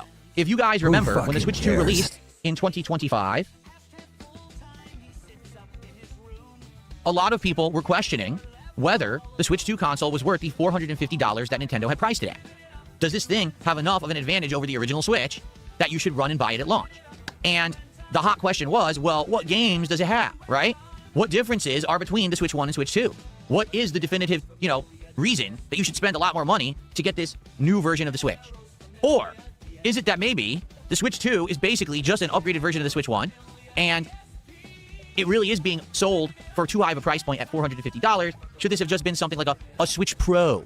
Because for many years, people just wanted a Switch Pro. Like, no exaggeration, they were just like, hey, all we want is a Switch with a bigger screen, better graphics, better storage capacity, thumbsticks that don't drift, okay? All we want is these minor improvements, these little tweaks. Give us a Switch Pro. Bad man, but then, they decided they're going to make a Switch 2, okay? But now you're going to charge us $450, which is way more than what the current pricing of the Switch was at the time. And they would be pushing through and being like, hey, here's the features of the console, etc. And if you remember the PR campaign that Nintendo had for the launch of the Switch 2, it was questionable. They were like, oh, so what's the difference between Switch 1 and Switch 2? Oh, well, there's going to be a webcam. What? Yeah, you can use it for voice chat and webcam capabilities, so now you can do it for social stuff, and there's going to be games where you're going to be able to put your face into this video screen in the corner of the screen, and you're going to be able to have face cam and communication with people over the internet. And everyone was like, we already have that. We have that on PC. We have it on other consoles. Like, it already exists. This isn't like you're not innovating something new. This is something that already is there. So what I feel the major difference was between the launch of other Nintendo consoles and the Switch 2 was pretty simple. The Switch 2 did not innovate in any way whatsoever, okay? It didn't have an innovative touchscreen that it didn't have before. It didn't have motion controls. I want to point out something here, and I'm sure Broside Phil is going to fucking do the same sort of thing in more detail. Look at this arm pose. And do you notice anything distinctive? I'm just saying, where's the rippling musculature fucking form, Phil? Your little t-shirt has a whole lot of baggy excess room there, I'm just saying. You'd think the muscles would be shown more here in a sort of pose. But no, not at all. It wasn't storing things on tiny little discs. It didn't have a weird controller like the GameCube one that was supposed to stand out. Hold on. Steve, get the chalkboard ready. It wasn't storing things on tiny little discs. Why? What? Why? Why is that funny? Can someone explain to me why that was funny? Have motion controls. It wasn't storing things on tiny little discs. It feels like he was wanting to say dicks, but he kind of corrected himself at the last second or something. I don't know. But it felt like he was really wanting to say something different than discs. What the fuck? Oh, so what's this here? What are these fucking... Is this a part of the screen? Are these like... Is this like wardrobe puts on the screen? What the fuck's going on here? Whatever. Let's go back to 1.5. Okay, let's go back. It didn't have a weird controller like the game. Oh, it's his clock! It's a reflection and his clock across the room. GameCube one that was supposed to stand out and be unique. You know what I'm saying? This guy is literally a Switch. Like it's a Switch. And if you look at it, it looks like a Switch. It plays like a Switch. There's nothing new to it whatsoever. And you have to understand that's a departure for Nintendo. Nintendo usually, whenever they launch a new console, they find a way to make it innovative, to make it feel like they're standing out from the pack, that they're not just Sony or Xbox or just another console manufacturer. The reason they're selling you a new console is because there's something innovative in it that you can't get with their previous console. And even at times when it flopped, like for example, the Wii U. Yes, the Wii U did flop, but they did try to do something different by having the console also be a weird standoff controller with a screen in it. You know what I'm saying? Like, they did try. It failed, but they did try. The Switch had the unique motion controls. Or excuse me, the Wii had the unique motion controls. The Switch 1 was an actual hybrid, portable, and dockable console that had the power of a home console in your hands. They all had innovation. But the Switch 2, and for the record, when you really think about it, this is the first time that Nintendo just made a console that was numbered 2. Because you had the NES, the Super NES, not the NES 2, but the Super NES. The Nintendo 64 because it was 64 bits. GameCube, new name. The Wii, new name. Wii U, all right, you could argue that kind of sounds like Wii 2, but even then they innovated by having the controller with the screen and the touchscreen on it. The Switch, totally new name. Not Switch 2. So yeah, even just then, it's kind of weird that they just called it the Switch 2 and didn't change the name. Maybe it's because they realized there was no innovation. Having a webcam and voice communication, which every other game console and or PC already had, is not an innovation. It's playing catch-up, and for the record, it's not very good. Now, I never bought the webcam for it, but everyone says the quality is poor. It's a low-grade webcam that's blurry, and basically no one really uses it because it's kind of a joke, and almost no games implement it, so why does it even have it? Who fucking cares? Okay, quickly, we had a contribution here. I got a $5 tip. This person says, thanks for covering that wing situation. People bringing perspective. You're bringing perspective of a person who also deals with similar insane people, and it was a good segment. Thank you. I appreciate that. Thank you for saying so. I'm glad that you enjoyed the segment. Who fucking cares? And thanks for the $5 as well. I appreciate that. No name associated with that one. Okay. Fake tip alert.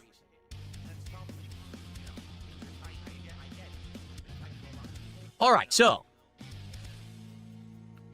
I got the Switch 2 at launch, okay? And I paid full price, $450 for it. Didn't scalp it. I was able to pre-order it and actually get it at launch. Didn't they accuse you of trying to scalp it though? Because you got your order, you showed your order number, you try to buy 2 of them or something. And like, some shenanigans happened, didn't it? Now, when it arrived, to be honest, there wasn't a heck of a lot to do with it besides play the launch title, Mario Kart World, okay? Mario Kart World was sold for more money than any Nintendo game before. And I mean it. It was sold for an ultra premium price tag, okay? $80. Oh my god, that's a lot of money, Phil. Can you imagine somebody that rips their fucking fans off to fucking give them something that's not worth that? Like, can you imagine? It's almost like somebody wanted to charge $100 to open Pokemon packs. Or charging $150 to fuck... Oh, sorry, charging $1,500 just to eat some burgers. Heaven forbid, man. These corporations are terrible. Thank goodness content creators don't fucking act like that. Most games today are going for around $50 to $70. Mario Kart World actually charged $79.99 at launch because it was a launch title with the Switch 2. At the time, it was the only notable exclusive title for Switch 2, so really was the only reason to need to own the console, okay? In a nutshell, Mario Kart World was a complete ripoff. I say that because Nintendo completely misadvertised it and said that it was something that it definitely was not in order to try to justify the increase in price tag. In reality, the game never should have been sold for $80 because it doesn't have enough content to warrant an $80 price tag. In fact, once you actually get into the game, you realize it has less content than most other Mario Kart games before it. So Nintendo literally just wanted to rip off the customer and make more money at the launch of the Switch 2. But the funny part... Why don't you back it up with a source? My source is that I made it the fuck up. Part is you won't really hear people talk about it because the way that Nintendo does things, they get hype behind something, but then just as the hype is dying and people start to reveal that maybe it's not as good as you thought, they're already on to the next thing. Because at the launch of Switch 2, as I just stated, the only notable console exclusive game was Mario Kart World. So everyone played it for a couple of weeks. But guess what? Within 3 weeks, there was another new console exclusive that came out that everyone was talking about, Donkey Kong Bonanza. And then within another few weeks to months, there was another one. So because they did this timed releasing, Nintendo created what I like to call artificial scarcity. What does that mean? It means that Nintendo purposefully timed all of their exclusive releases for the Switch 2 so that you would have just enough time to play one, get a taste of it, see what everyone was saying about it on social media in the community, and then just as when you would have got bored, they would release another game. Now, some people might say, well, that's savvy, right? That's something that it gets people not hyper-focused on one game if they don't think it's very good and it gets them onto another one. You're right. It's marketing. It's PR. It's smart. But it's dishonest. Because here's the truth. How's it dishonest? Wait. How is it dishonest, though? Wait. How in the hell is it dishonest? if when the Switch 2 released, it had 3 or 4 console exclusive games. Like, let's say, for example, at launch, it had Mario Kart World, Donkey Kong Bonanza, Pokemon Legends ZA Switch 2 exclusive edition that had extra features and things like that, Fire Emblem, and let's say even one more. Let's say it had 5 games at launch, like Metroid Prime 4, okay? People would have choice. People would be able to go to the store or online and say, oh, well, I can only really afford 1 or 2 of these right now. Well, I like Mario Kart, and I really like Metroid. I'm going to get those 2, and I'll save the others for later. So what would happen is everyone would be able to play everything and judge it fairly. People would have to make decisions between games. So, wait, you're pissed off that Nintendo made a decision to stagger their releases rather than just throw everything out there at once. That is what I'm saying. You think that's dishonesty? Look, it is their business and their choice and decision when they want to. That is their choice to make, Phil. That is not dishonesty. That is them deciding when they want to release their fucking games, their intellectual fucking property. You just fucking wanted many games to be provided for you right away so you could fucking play as many games as fucking possible with your dumbass dent heads as possible. You're pissed off that I fucking, oh, I gotta wait for the next game, and I gotta wait for the next game. You are talking not as a, you're talking as a content creator who needs to fucking keep their fucking audience entertained with a new game. How dare Nintendo fucking delay the stagger these releases? Boo fucking who? Jesus, man. That is not dishonesty. That is them making a business decision as to when they decide to want to release their fucking games. That is not up to you, Phil. That is on them. And because that was the way that they had to do it, the truth about the games would actually be known. But instead, because they do it the way that they did it with this really metered approach to the timed releases, everyone rushes to buy Mario Kart World because it's the only game exclusive for Switch 2. They play it for a few weeks, and then as they're getting bored of it because it doesn't have any content, oh, now Donkey Kong Bonanza's out. Well, you got nothing to do on Switch 2. Run and buy this one. Okay, let's run and buy this one. Oh, wait, you're done with that one now? Well, now here's this other one. So everyone just keeps buying and buying and buying because in reality, there's not a lot of content that's exclusive to Switch 2 at all.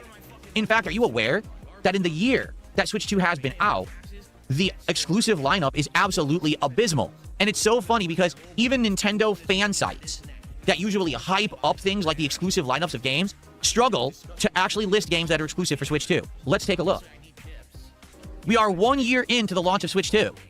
And if you take a look at these games that are listed, some of these aren't even out yet. Beyond the Dark Knight Watch doesn't even have a release date, yet they list it like it's out. Card and Casino. Wow, what a great exclusive. Donkey Kong Bonanza, which we just talked about. Drag X Drive. Did you hear about that one? I didn't. What the hell is it? Who knows? eFootball Kickoff. Huh? Fast Fusion. That one's a year old. That was a launch title. Did anyone play it? I never heard of it. Fire Emblem. So there's going to be an exclusive Fire Emblem game on the Switch 2. Hyrule Warriors Age of Imprisonment. No exaggeration. I heard people talk about this game for 2 days.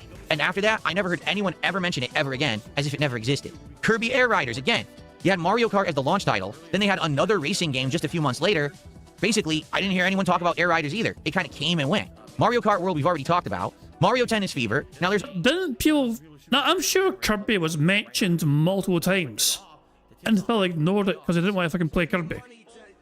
Always a Mario Tennis game for every single console. I'm not shocked that they had one, but did you hear anyone really abuzz for Mario Tennis Fever when it came out in February? I didn't even see anyone talk about it. The Nintendo Switch 2 Welcome Tour is actually an exclusive that everyone agreed was an insane ripoff. That was a game that you paid like $30 for, just for the Switch 2 to teach you its features, which anyone could figure out in 5 seconds just by booting the console. You didn't need to buy that to learn them, but they charged people for it. Orbitals isn't even out, yet they're listing it on this fan site as if it's out as an exclusive. Pokopia did do numbers. I will admit, that's one that I skip. It's a hybrid between Animal Crossing and Pokemon characters, but a lot of people say it plays more like Minecraft Builders. I didn't play that one, but that one actually sold millions of copies. Why? Because it's a rare Switch 2 exclusive. Because it's time to be the exclusive, and there's nothing else to play, so people ran and bought it to have something to do to justify the purchase of their Switch 2. Pokemon Whims and Waves doesn't even come out till next year. It shouldn't be on this list. Pool Room Billiards, how many people actually played that? Shine Post Be Your Idol apparently came out today, or no, last year. Did anyone even know what that was? Splatoon Raiders supposedly is coming out next month, so that's going to be a Splatoon game on Switch 2 that's exclusive, but it's not out yet. Star Fox isn't out yet. Survival Kids. Dusk Bloods doesn't even have a release date. Tokyo Scramble is that hilarious game where a girl is being chased by brutal, hungry dinosaurs, and she's listening to K-pop music and laughing as they... Jesus Christ.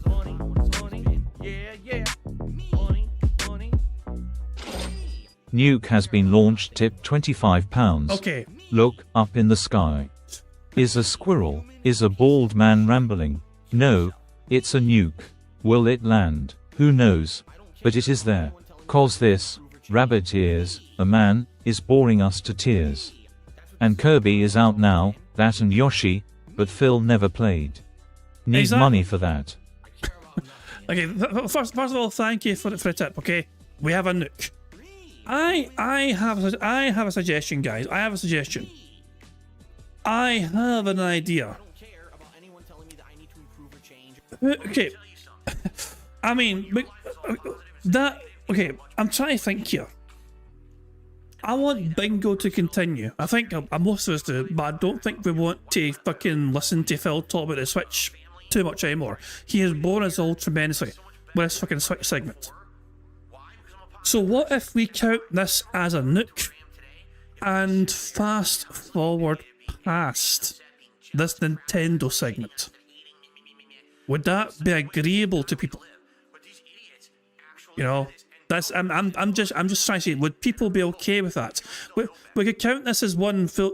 We got one full house with this nuke, and we could fast forward. We never usually fast forward on Bingo. In fact, I don't think we've ever fast forwarded on Bingo before. But we do literally have like another 40 plus minutes of him talking about fucking Nintendo Switch 2. And that is going to be fucking painful to endure. And so I'm trying to think of the best thing to deal with that question. I mean, so yeah, and people think that sounds like a good idea. So Cyrus Welshman's all about fast forwarding, they're good for that. So he's only just he finished talking about the Switch 2 10 minutes ago. He's still alive. Okay, well in that case, okay, I'm going to put, so we're going to keep Phil on pause. Phil, we're going to keep on pause. Hey, human, out the way! We're trying to stare at the otters. There is human interrupter otter time. But yeah, guys, we have a full house. We're declaring the nuke's been launched, okay? Let's go back to the bingo board for a second here. We need to fucking press the nuke button here. Where's the nuke button? I found it.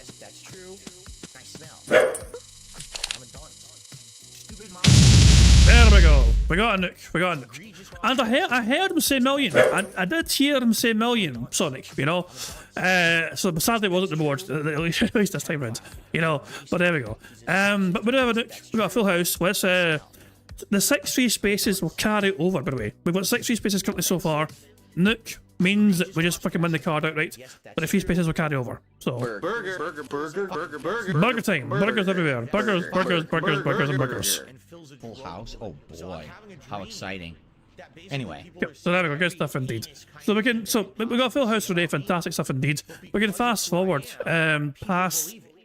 I think we can all actually agree. Skip the Switch fucking segment, you know, and we'll still have some time as well afterwards with Phil still doing a stream to try and, you know, and we'll have 6 free spaces as well for a second card. Oh, just okay. So, but we need to build up some more speed up juice, though. We need to build up some more speed up juice, okay? Current live DSP is on begging and stalling. He got past $50. For the love of God, he's gone back to Switch 2. No, he's not. No, he's not. He's not going back to Switch 2 again. Surely not. God almighty. What the fuck, man? Well, I'm doing marbles. We'll deal with DSP once we do marbles and we decide our full house marble race winner. Alright, so yeah. But we will fast forward. Sonny's running for it. Run as fast as you can. No, don't run yet. Stay for your marble race, you know, if you might win. So yeah. Stay for the marbles. Leave for the bad man. Yeah, let's random here. Let's have a random race here. Here we go. A random map that's been picked for us. Actually, 2 seconds. I need to make sure there's no brand new comments. 2 seconds. So give me a wee second here. Let me just make sure there's no brand new comments to add. It's 2 seconds here. So I don't think there's any brand new comments to add for any new marbles. So I think ready to go. The full house marble race we have for today is called Battle of the Cubes. It was made by Trowby. It has a 20% elimination rate and average finish time of just under 3 minutes. Let's see who's going to win today's marble race. So we start off in here, we drop down there, drop down here, there's a whole... Oh my, I can see why they called it cubes. Battle of the Cubes. There's a fucking metric shit ton of them. And then we drop down here, holy shit, there's fucking cubes everywhere. So many cubes. And let me guess, the finish line also has a whole bunch of cubes right before it. Yep, cubes everywhere. Cubes everywhere. And right before the finish as well, cubes. This could be tasty. This could be a tasty race. These cubes are quite annoying. They get in the way so much, you know what I mean? And so yeah, I've got a feeling we're going to fucking see people swap places like crazy here. For first, second, and third, not a chance, you know? Oh, hello! Our first obstacle. Brian's in lead now. Daishodan's in lead. Daishodan! Try to get ahead like Gruen, Dips, and Toxic's also caught up. Natoronin somehow fed. How did Natoronin die? I must have got flipped it with that fan or something. But yeah, we have our 4 marbles here. 4 marbles here. Oh, well, hold on. I've been joined by a few more. These steps are out of sync, clearly. But here we go. Lady of Ravens, Toxic, Alexander C, Destroyer, Detractor, Simba, all in here and try to compete for first place. Destroyer, though, has a bit of a lead here. Toxic's just joined him in the elevator. Alexander C as well. Now what? Out you come, you bastards. Out! There you go. Fury Taint has dropped down first. We might see some more marbles perish here. If they drop in the middle here and go up too fast, they might perish. Sonny's marbles are there. Sonny's going to win for it. Is winning. Moki, get here. Wait. Moki's cheating. Moki's cheating. I'm Scottish.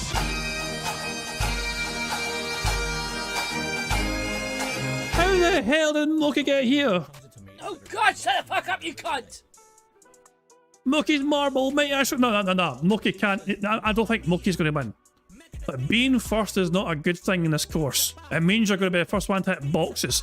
And now they're in a tumble dryer of doom. Although it did drop down pretty fast, that's a pretty quick drop down, to be fair. And if they get rid of that block quickly, that actually might be huge for them. That block slowed them down, but that was fantastic for them. Oh, no. Wait, that's actually worked out well. Moki is doing very well right now. The finish line's in sight. The finish line is right there, but they're stuck. They are stuck. Lady of Ravens is taking advantage. Lady of Ravens is staying to the end. Oh, that is so unlucky. Unlucky, Moki. Welcome to Operation Mindfuck. Lady of Ravens sniped the finish away from Moki. Moki got stuck in like some... It was like the fucking Travelator in Gladiators. You're running in a spot, you can't go forward. You try to go forward, but you just fucking run in a spot and you can't make progress whatsoever. Lady of Ravens in first place, Moki second, Daniel Hensley third, Detective Detractor fourth, Stan fifth, Dio sixth, Mad Max seventh, Alexander C eighth, Larry ninth, and Roach Bait 10th. Oh, unbelievable. I looked like Moki was going... I don't know how Moki got so far ahead. But aye, Jesus Christ, man. I thought it was theirs for the taking. And all of a sudden, they just couldn't go forward. They got stuck on that like, treadmill sort of thing. And they couldn't get past it. And Lady of Ravens had a fucking momentum on their side to get past it. And lo and behold, they won. Well done, and Jade died. Get fucked, Jade. But here we go.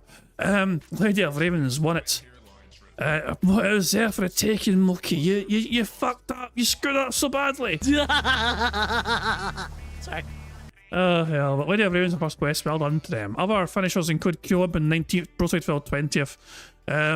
Sunny was at one point briefly winning, they ended up finishing 31st, so there you go. Warren, you are 22nd, as you can see. Pixar was 39th, who else do we have here? Dark Drawson, Florida. Caleb Detson, you are 49th, well done to you. Mr. Peter Fan, 64th, Rabashank. Where was I? Where did I finish? I was 90th. I done very poorly. And quite a few marbles also perished, but yeah, well done to Lady of Ravens. Marble was victorious. Stealing the victory from Moki. So let's spin the wheel and see what Lady of Ravens has won for themselves. Will it be an intro shout out or a Scottish soundboard pass? Or will they win a marble ticket or a full house ticket? Lady of Ravens has won a very viable prize indeed. Lady of Ravens has won a full house ticket. I'll take a note of that right now. Lady of Ravens full house ticket, that will expire for them. That ticket will expire on the 13th, I think. Is that right? Yeah, I think next week is the 13th, isn't it? So yeah. Is that right? It's a 12. No, next is a 12. Hold on. So, yeah, okay, 12. Lady of Ravens full house ticket will expire after the 12th of June. But well done to Lady of Ravens, victorious in the marble race. An exciting race, thrilling stuff. It looked like Moki was going to snipe it with a bit of sneaky shenanigans, but then they got caught running in a spot, and Lady of Ravens made him fucking punish them for it. So there we go. Right. It's time for us to... Okay, well, first of all, we need to skip past this segment. When does the segment end exactly? Do we have an estimation? We are skipping a lot of the podcast here, but we are also doing a fresh bingo card where we have 6 free spaces right from the get-go. So hold on. No, don't do that. Reset, randomize, and then randomize again. The podcast ended at 1:42. So if we... I mean... I'm trying to think again. So I'm trying to think of a good time to continue onwards. We are going to skip some of this boring fucking react thing from Phil. Shit. I'm trying to think. Is it? For God's sake. I mean, is it even worth doing a second bingo card if we're going to skip so much? But I don't want to just fucking declare it over. You know, it's still a lot more of the bingo to go technically. A lot more in podcast to go, but it's just him fucking reacting purely to the Nintendo stuff, you know? I don't know, I'm trying to think, you know? I'm trying to think of the best way to deal with this, you know? I don't want to fucking make us all get bored to fucking tears of just enduring the whole fucking react thing. 12:40:01 is when I paused. Okay, let's just skip ahead here. He's still talking about it here. He's still talking about the fucking Nintendo Switch right there. Jesus, man. What about here? Mario Odyssey. In reality, we're actually kind of in a gaming rut when it comes... Mario Odyssey is talking about now. It's still Nintendo at that point in time. A gaming streaming site. You need to know that if you're going to try to do stuff over there. Okay? Is that him done? Alex from Phoenix, thank you so much. So wait, is that him done there? Is that him done with the Nintendo segment here? Or are you just shouting out a contribution because somebody gave him money? Yeah, Phil, after... Oh, for God's sake, yeah. No wonder Phil tried to steal so fucking much, you know? Ah, hell. I mean, as I said, we could do a couple of things, you know what I mean? It looks like there's nothing of value from this point on. You know? I don't want to end it live. I mean, I want to... Hold on, I'm trying to think here. I feel if I end... If Bingo ends prematurely, I feel like I owe you guys something, you know? But the question is, what can I give you guys? If that makes sense, you know? Oh, even a 3x3 card is, I don't know if it's worth doing, you know what I'm saying? Because it's like, it's... Man, I don't know if people would care about that. Jeez, I don't know. I'm trying to think what I can do for you guys. Because obviously, if Bingo's going to get wrapped up here and Phil's just going to be boring for the rest of the show. So much so that it's not worth enduring. I'm trying to think here. What can we do? I don't have a plan. But I'm just trying to think. Could do some more marbles. We could do some more marbles. Like, if I declare an end, I feel like I owe you another marble. Painting with King Jad. Like, open up MS Paint and fucking just show up my skills. Spoiler, there's no skills. 5 marble races. Alright. You know what? Fine. Okay. 5 random marble races. If I'm declaring an end to Phil shenanigans, okay? Fuck it. I owe you guys marbles. That's a fair thing. Okay. Right, Bingo. Okay. 6 free spaces. Carries over. We're done with the bad man. The bad man, we're fucking done with, okay? I'm calling it because he is just so boring and insufferable and just I don't want to fucking make boring fucking crap. Enduring him would fucking be terrible. It's like pulling teeth, you know. So let's just have some marble races instead, shall we? Because I'm calling it, I owe you guys 5 marble races. So let's pick 5 random maps. I guess technically we've got like 6 winners today. Wait, 5 is a bit much. 5 is a bit much. How about 3? 3 maps, okay? I'll give you guys 3 maps, okay? 3 randomized maps. The first map we have is called Dazzling Masters Daydream, made by Dank Master D420. It has an average elimination rate of 18% and an average finish time of just over a minute and a half, okay? I'm going to do 3 marble races, and these count, by the way. The winning marble I'll spin the wheel for, and that winning marble will get a prize. The Scottish Soundboard Pass or marble, you know. It'll count. So yeah. So here's the first race. Let's see. we have a full house marble winner. So Lady Raymond's won the full house prize. But this is basically you guys. This is what you guys get for me calling it quits on Filtery earlier than usual, because he's just so insufferably fucking boring today. So yeah, these are extra bonus prizes. I forgot to look at the course. The course, we go around here, go around there, and then go down there. Basic kind of looking course. There is room for marbles. Oh, fuck me, Runaways tried a speedrun tactic. And they're off the world. Unlucky for Runaway there. Brian A's marble is in first place currently. And I'm trying to think, is there many opportunities for them to get slowed down here? Well, in here, perhaps, there's obstacles here. But they've gone through it perfectly. Here could be a place, and yeah, they've been slowed down there. Well, Britannia is going to overtake. Are they? Wait. What happens here? Tom has capitalised, and now they're in first place, and the home stretch. Can Tom get through here? That's a good speed boost for Tom. In case you just joined the stream, we've won bingo. We got a full house ready, declared it. Oh, Tom's been slowed down. Avalanche is overtaken. But now they slowed down. Dreambert's there, and Cameron Dutchman, the end is in sight. Ulfa Arbalist is there as well. Can Dreambert pop down quickly? They can, and Dreambert has won this particular marble race. Good stuff indeed. So yeah. So yeah, if you've just joined us, Phil was born as all to fucking death with his Nintendo Switch 2 React. Sonny sent a nuke, we activated the fucking nuke, we knew there was a whole lot more suffering to go ahead, and we had a marble race to celebrate nuke for the full house. Lady of Ravens won that. And I have actually made a choice where, you know, we're not going to continue watching The Bad Man. The rest of the podcast will just Phil fucking basically bitching and whining in the morning about Nintendo Switch 2 while stalling heavily for fucking money. And it was not worth putting us all through that. But because I called it quits early, I owe you guys something, so we're doing 3 marble races as for me to make up for cutting bingo off early. So there we go.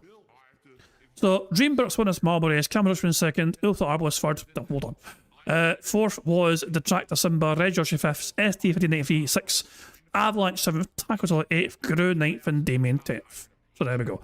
So yeah, Dreambert's our first marble winner. I need to remember that, so I need to... somebody... I'm going... hold on. I'll just spin the fucking mule now. Hold on. I'll just spin the mule now. Where is it? So let me fucking minimize the fucking game for a second, and we can go to this. So yeah, Dreambert won that race. Hooray! Let's spin the wheel and see what Dreambert wins. Dreambert has won themselves an intro shout out. It looks like. Yep. Sunday's bingo stream will feature Dreambert's name. So there we go. Well done to Dreambert for that. Let me intro shout out for Dreambert. Excellent stuff indeed. Okay, we know that good stuff. So let's go back to the marbles and pick another course, shall we? So here we go. So I owe you guys 3 races. Remember, that's 1 so far, so 2 more to go.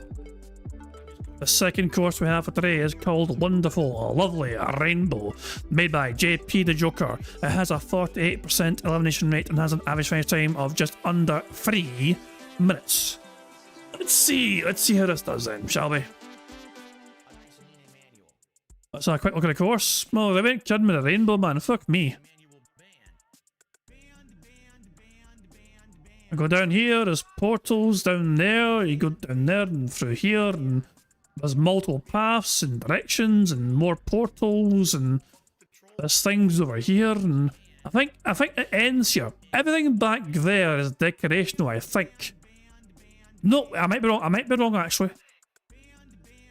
Well, this is a strange course. I feel like I'm going to get fucking diabetes just fucking being here. It's sort of sweet and rainbow fueled. But let's see who is going to come out here. Oh, is an obstacle here? There's actually an obstacle in the way here. I didn't realise that. Is it going to stop people from getting down faster? Or will it help people? It may actually help marbles get down quicker.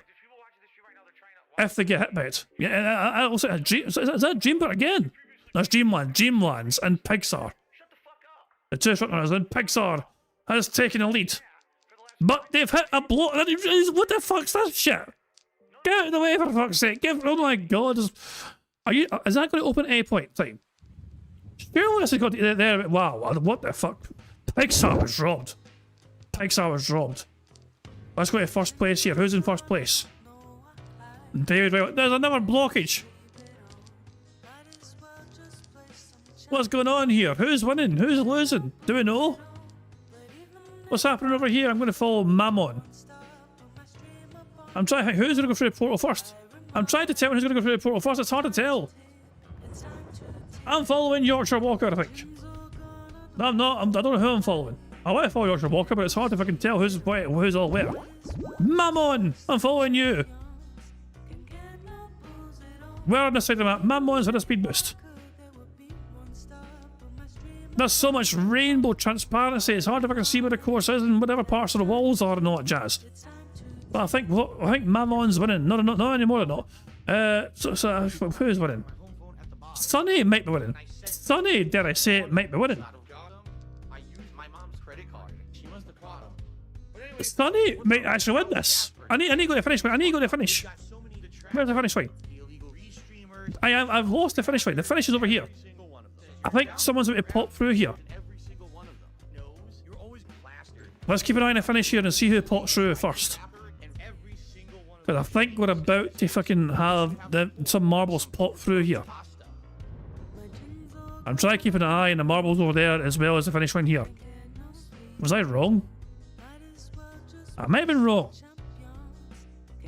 I'm not entirely sure what's going on here. Oh, Fox, where Fox has won. Their marble was first after all. Blind Daughter was second. Mercer was first. What the fuck? How? I don't know. Look, there's Sunny's marble there. They popped down. Okay, that's okay. Some are quicker than others. Fox, where Fox first. Blind Daughter second. Mercer third. FT59 fourth. Pixar fifth. MRC Midnight sixth. The Fox seventh. Agent Double Soul eighth. Wild Bill ninth. And Lazy Crabs 10th. As you spotted barrels down there. There's still marbles trying to drop in here at the very end. Big day is overwhelming out here. So there we go. Some portals will take you there, and it'll take you out to finish, and some portals will take you here, and some portals will just take you here and drop you down. So there you go. A chaotic fucking map. Hard to fucking tell what was going on. Hard to fucking tell which fucking portal was going to be the good portal and the bad portal. It was very hard to see who was winning and who wasn't winning. What the fuck's going on here? But yeah, I think that is going to bring an end to things. So there we go. Well done to Fox, where Fox there. Marbles victorious on a second marble course. So let's take a wee little reprieve from that, shall we? Let's go back to here. Fox, where Fox there. Marbles victorious. So let's spin the wheel and see what Fox, where Fox has won. Fox, where Fox has won themselves and Scottish soundboard pass, just barely. Fox, where Fox. It looked like it's been another intro shout out, but Fox, where Fox. Soundboard pass for them, and they can use that up until and including the 12th of June. So there we go. Well done to Fox, where Fox. Now we need to go back to marbles for one more race. Our final race here. Let's go back to the race menu here. And pick one more community map. So let's pick a random. Here we go. And the random final course we have today is called Dazzling Blacklight Abyss. Made by Riff Clown. It has a 23% elimination rate and has an average ride time of over 3 minutes. Who is going to be the final marble race winner for today? First of all, let's have a wee little gander at this course. Very fucking purple, innit? You drop down here, you drop down there. There's a fucking bunch of laser light show things going on there. You spin a circle, you go for the speed boosts. You get your arse scalped by these fucking things. More lasers, more drop downs, a cannon, more lasers over there. It turns into a right fucking party over here, and then you got some hammers and all, big fucking hammers. You got snow blocks to slow you down. These snow blocks slow you down. So is that normal to be there? I'm trying to think how you get there. Because you drop down here, you go down there, and then... Okay. I think... Okay, this might be an this path here. If you get to this path here, it might be an alternative path to win. But I'm trying to think how you even get there. I am very curious. I want to see somebody try and land this path to see if it's any faster or not. Those snow blocks will slow you down though, and that's why there's so many of them. This could be an interesting race. I'll finish it right there. So yeah, let's hit start and see what happens. Our final marble map of the day. After this, we'll fucking, we'll just bolt and disappear, and that'll be that. But yeah, I mean, I don't usually fucking say, okay, we'll just won't bother. Usually I would fucking endure it. But it's fucking painful for everyone. I felt it's going to just bore us out of fucking tears for so fucking long. And it's like, why suffer, you know? But Ludwig here has been Ludwig's had a fantastic start here. Holy shit. Let's keep an eye on Ludwig here as they try and make their way to see if they can win this final marble race. Well, they've had a very bright start and they've avoided the laser beams so far. Can they avoid? Oh, they barely avoid that as well. Well, they got launched a bit, but this has definitely slowed them down though. Definitely slowed them down, and I might be punishing them. Yep, I just knocked them out of the way. And now my marble is threatening to be in the lead here, but there's Dreambot again. Damn it, it's going round the outside, round the outside, round the outside. So Dimmick is now in first place temporarily. Mad Max is there as well. ET5093, Gru, Ryax are all in contention here. And so yeah, Kel Denson's gone. Dio's gone as well. I think the laser got you. So who's going to drop down here first? Yeah, it's a good bounce for Gru. Baron, Gru, and Ryax. Very good bounce for them as they go for the cannon. Oh, the Baron has had a very good bounce out of there as well. This is a bit I want to see. Is anyone going to land in here? And on this course, this little narrow course, can anyone get in here? I don't think anyone can. Well, Sticky Man's in the air, but they're down again. Illipops is very much in the air.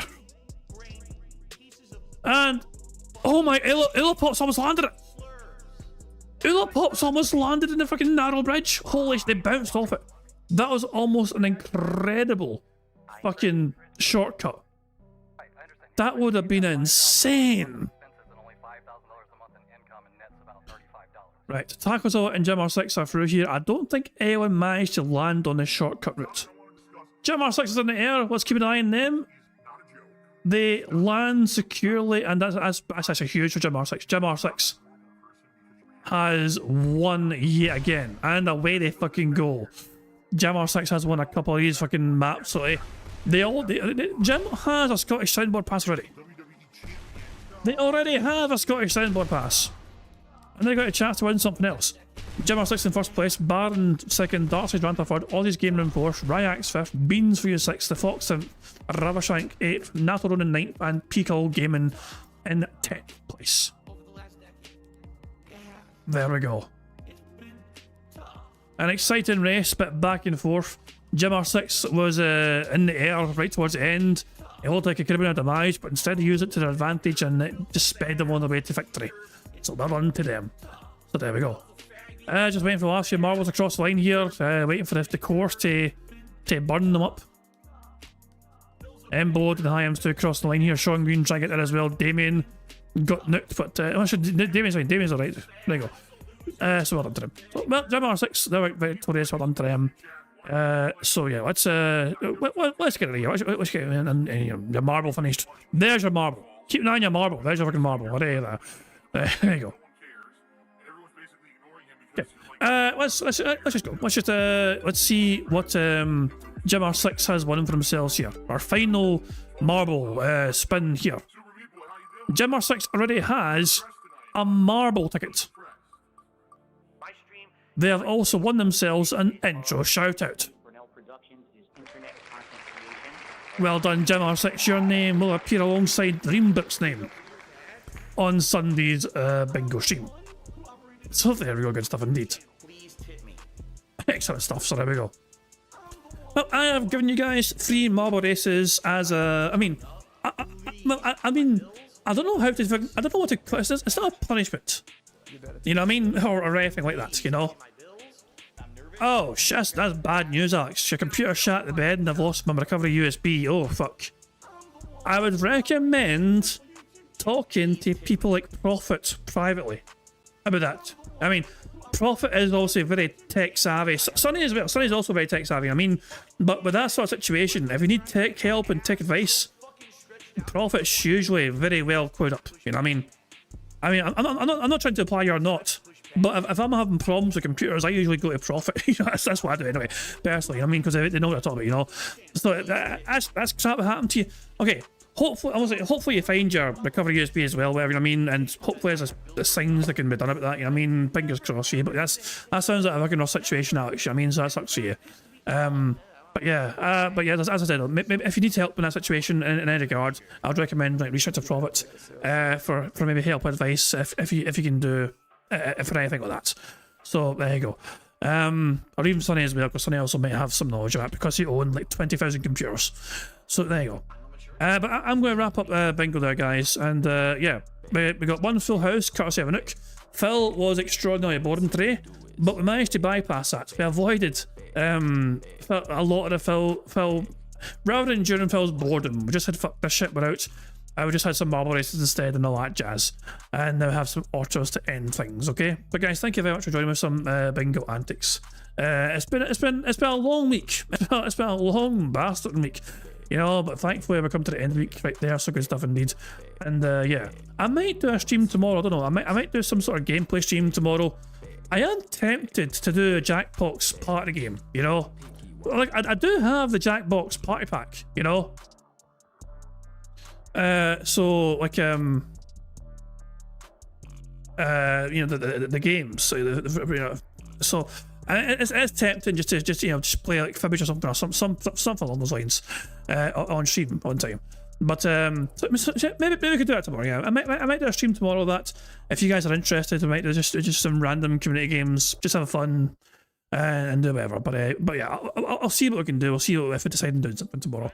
But I'm going to wrap up there. Bingo, of course, shall return on Sunday. Enjoy your detox from the bad man. Enjoy your weekend. Enjoy your Fridays and Saturdays and all that jazz as well. I'm going to wrap things up how I always wrap things up by pointing to today's PIG contributions made by the supremely talented Pixar Animations. That author is having the time of his fucking life over there. I'll redirect the stream as well. So who still is Broside Phil still live? Broside Phil still live. I'll redirect to Broside Phil, okay? So yeah. I'm going to end things there, and yeah, until Sunday, guys, I hope you all have a good one, and hope you all have a good one, and I hope you enjoy your weekend. Until then, goodbye. On September 14th, a pre-authorized payment of $16.51 from PayPal.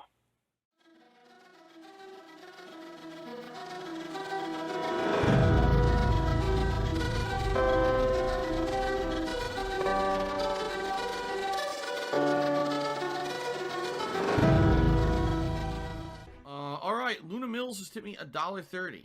It says, I'm back. What's your favorite type of shower? When you're showered in money. When you go outside, all of a sudden, greenbacks start falling from the sky. And you raise your face up, you're like, oh, you start dancing, you go, oh, money, money, yeah, yeah. Alright, I don't know what the hell you're talking about, but thank you for the first tip of the day.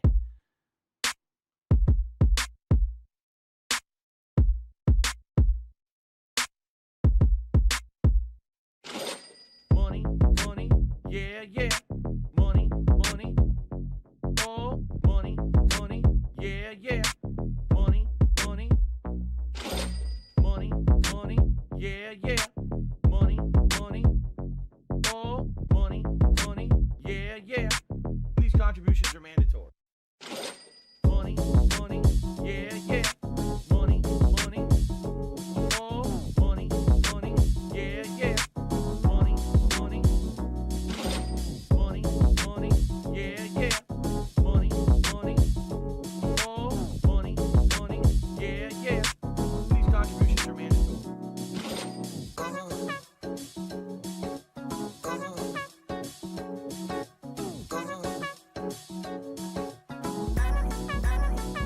some money.